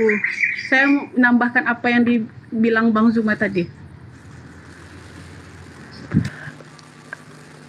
Silakan Bang Zuma. Masya mungkin banyaknya fenomena murtadin odong-odong nih ya, kadang-kadang kita melihatnya apa ya, bagi saudara-saudara kita yang masih awam itu kadang-kadang kelihatan wow gitu kan, terkejut gitu kan. Silakan Bang Zuma ditanggapi untuk pencerahan saudara-saudara kita di bawah. Iya betul. Jadi memang sering kita jumpai ya orang yang mengaku murtad, kemudian kembali menyerang Islam. Tanda-tanda dan ciri-ciri kuat orang itu bukan murtadin adalah ketika kemudian dia balik menyerang Islam. Ada memang, tapi itu tidak seberapa. Lebih banyak yang kemudian murtad yang seperti itu adalah settingan. Karena kalau dia seorang murtadin, bisa jadi tadinya dia itu adalah kemudian masuk ke Islam, lalu kemudian murtad kembali. Bisa jadi. Kenapa? Faktor utama orang itu kemudian menjadi seorang mu'alaf yang lebih kuat itu adalah ketika mereka mengkaji Bible. Makanya saya katakan kalau saya berdebat dengan teman Kristen, tolong jangan sampai lupa bawa akal. Karena kalau lupa bawa akal, apapun bisa dikatakan. Karena apa yang keluar dari mulut itu tidak difilter oleh akalnya. Tapi selama masih menggunakan akal dan kita sampaikan Bible itu dengan baik, maka mau tidak mau pasti ada bekasnya. Nah, terkait dengan orang-orang yang murtad seperti yang rame di TikTok sekarang ini pakai jilbab dan seterusnya. Itu sebenarnya kalau kita mau lihat, mereka itu sedang menghujat. Mereka itu sedang menghujat. Kenapa? Menggunakan jilbab, menggunakan hijab, lalu kemudian menjelek-jelekkan Allah. Menjelek-jelekkan Rasulullah. Tapi dia menggunakan syar'i. Itu artinya mereka sedang mempertontonkan hujatan mereka terhadap Allah, terhadap Islam, tetapi secara langsung mereka membuka aib agama dia sendiri, bahwa ternyata sebenci-bencinya umat Islam terhadap mereka, kalau ada umat Islam yang membenci mereka, umat Islam itu tidak pernah menggunakan atribut non-Muslim di dalam menghujat. Misalnya tiba-tiba saja Bang Suma itu buka kamera menggunakan atribut Natal di dalam menyampaikan Al-Quranul Karim. Atau saya menggunakan kalung salib dan seterusnya. Jangankan berpikir jangankan melakukan itu, berpikir pun tidak untuk sampai pada poin tersebut. Kenapa? Karena Islam menjaga ya akhlak daripada pemeluknya untuk tidak melakukan cara-cara seperti itu. Ya sedangkan mereka mulutnya bahasa dengan Bible, tapi tampilannya ke-Islam-Islaman. Ini membuktikan ketidakberdayaan agamanya kemudian untuk jadikan cerminan. Menghujat Allah menggunakan syar'i. Artinya ini adalah pembuktian bahwa Islam itu benar. Segala sesuatu yang ditiru-tiru itu adalah sesuatu yang baik, sesuatu yang difavoritkan, sesuatu yang menyentuh kalbu manusia bahwa itu adalah sesuatu yang baik. Sekarang Islam mana yang kemudian tampil menggunakan topi Natal atau apa itu Sinterklas? Ada enggak debater Islam yang begitu? Tapi kalau kita lihat orang pakai kopiah, padahal kita tahu kopiah itu adalah ciri khas umat Islam di negara ini. Ada yang pakai jilbab, ciri khas umat Islam di mana-mana. Dia gunakan itu. Membuktikan bahwasanya secara sadar mereka mengakui Islam itu benar. Islam itu indah, Islam itu cantik, Islam itu baik. Apa buktinya? Mereka masih menggunakan atribut itu. Begitu juga dengan kitab suci. Al-Quranul Karim percaya diri terhadap Al-Quran itu sendiri. Percaya diri terhadap dirinya. Dia tidak perlu menggunakan istilah-istilah agama lain untuk kemudian menjadikan dirinya itu menjadi benar. Tidak perlu. Bandingkan dengan kitabnya mereka. Dari sampulnya aja sudah mengambil kata dari Al-Quran. Nama lain dari Al-Quran. Alkitab. Ada kata Allah di dalamnya. Ada kata Nabi, ada kata Rasul, ada kata iman, ada kata ayat, ada kata mujizat, ada kata kafir di dalamnya. Seabrek bahasa Quran dinobatkan di dalam kitabnya mereka, membuktikan bahwa Al-Quran itu patut untuk dicontoh, patut untuk diteladani, patut untuk ditiru. Banggalah kita sebagai umat Islam. Karena kenapa?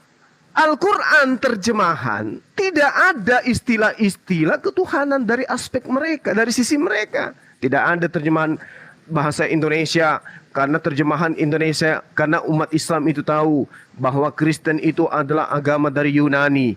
Original teks kitabnya adalah bahasa Yunani. Maka umat Islam menyebut nama Tuhan dengan sebutan Theos untuk cari simpati. Kata Rasul diterjemahkan apostolos untuk kemudian cari simpati agama Kristen. Alhamdulillah Islam tidak mensifati itu. Terjemahan Al-Quran tetap saja Islami. Sementara kitabnya mereka hanya terjemahan, tidak menyisahkan original teksnya, celakanya ke Islam-Islaman. Menandakan bahwa Islam itu patut ditiru, Islam itu patut diteladani. Islam itu mencerminkan ajaran yang baik. Buktinya orang yang mengaku sebagai anak Tuhan pun mencontoh kepada Al-Quran. Meskipun mereka hanya menyisahkan terjemahan-terjemahan. Ini adalah satu kebanggaan. Jadi kalau ada umat Islam yang murtad, wah payah. Lawang kamu masuk kepada agama yang menjiplak Al-Quran, menjiplak terjemahan Al-Quran. Kenapa Anda mengikuti agama yang menjiplak-jiplak? Konon katanya Islam itu datang belakangan. Tapi yang di belakangan itu ditiru, kan lucu gitu loh. Harusnya kalau Islam itu bukan datang dari pencipta langit dan bumi, maka Al-Quran inilah yang akan meniru-niru, menyesuaikan keadaan dengan agama tertua. Tapi faktanya tidak. Islam dengan indahnya melenggang berjalan di tengah-tengah agama besar, di tengah-tengah orang-orang yang menghujatnya, percaya diri dengan pakaiannya sendiri. Bahkan alhamdulillah hari ini kita melihat bagaimana mereka menyusun Bible di Indonesia menggunakan bahasa Indonesia. Tapi faktanya mereka ingin membuat sebuah Bible bahasa Arab. Meniru-niru ke-Islam-Islaman. Membuktikan bahwa Islam itu adalah agama yang memang rahmatan lil alamin. Buktinya ditiru oleh agama lain yang mengaku sebagai anak Tuhan. Anak Tuhan aja niru-niru Islam, apalagi anak manusia. Ya, saya kira begitu, saudaraku Erwin dan juga teman-teman yang lain. Mungkin saya tidak lama di sini. Karena saya harus melakukan kegiatan seperti biasa. Hari Ahad itu saya ada di gunung, tapi tadi karena ada tamu yang dijemput, ya sehingga saya baru mau berangkat saat-saat sekarang ini.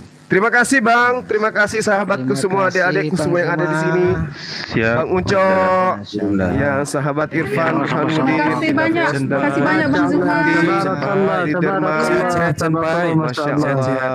Terima kasih banyak.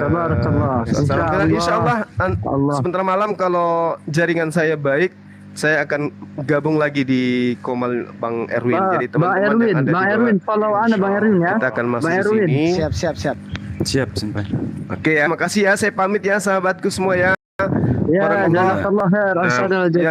Assalamualaikum warahmatullahi wabarakatuh. Waalaikumsalam warahmatullahi wabarakatuh. Sehat Bang Zuma selalu. Masyaallah. Aduh mah hilang. Bang Erwin follow ya. Aduh. Siap. Ya, bos. Izin promo dulu, bos. Silakan. Ya, teman-teman semua. Assalamualaikum warahmatullahi wabarakatuh. Sahabat yang dimuliakan oleh Allah, mohon maaf tadi di awal ternyata vokal saya nggak kedengaran, tapi nggak apa-apa. Karena di situ juga tidak ada materi yang kemudian beda dengan materi-materi yang lain, hanya sebagai pembuka. Akan tetapi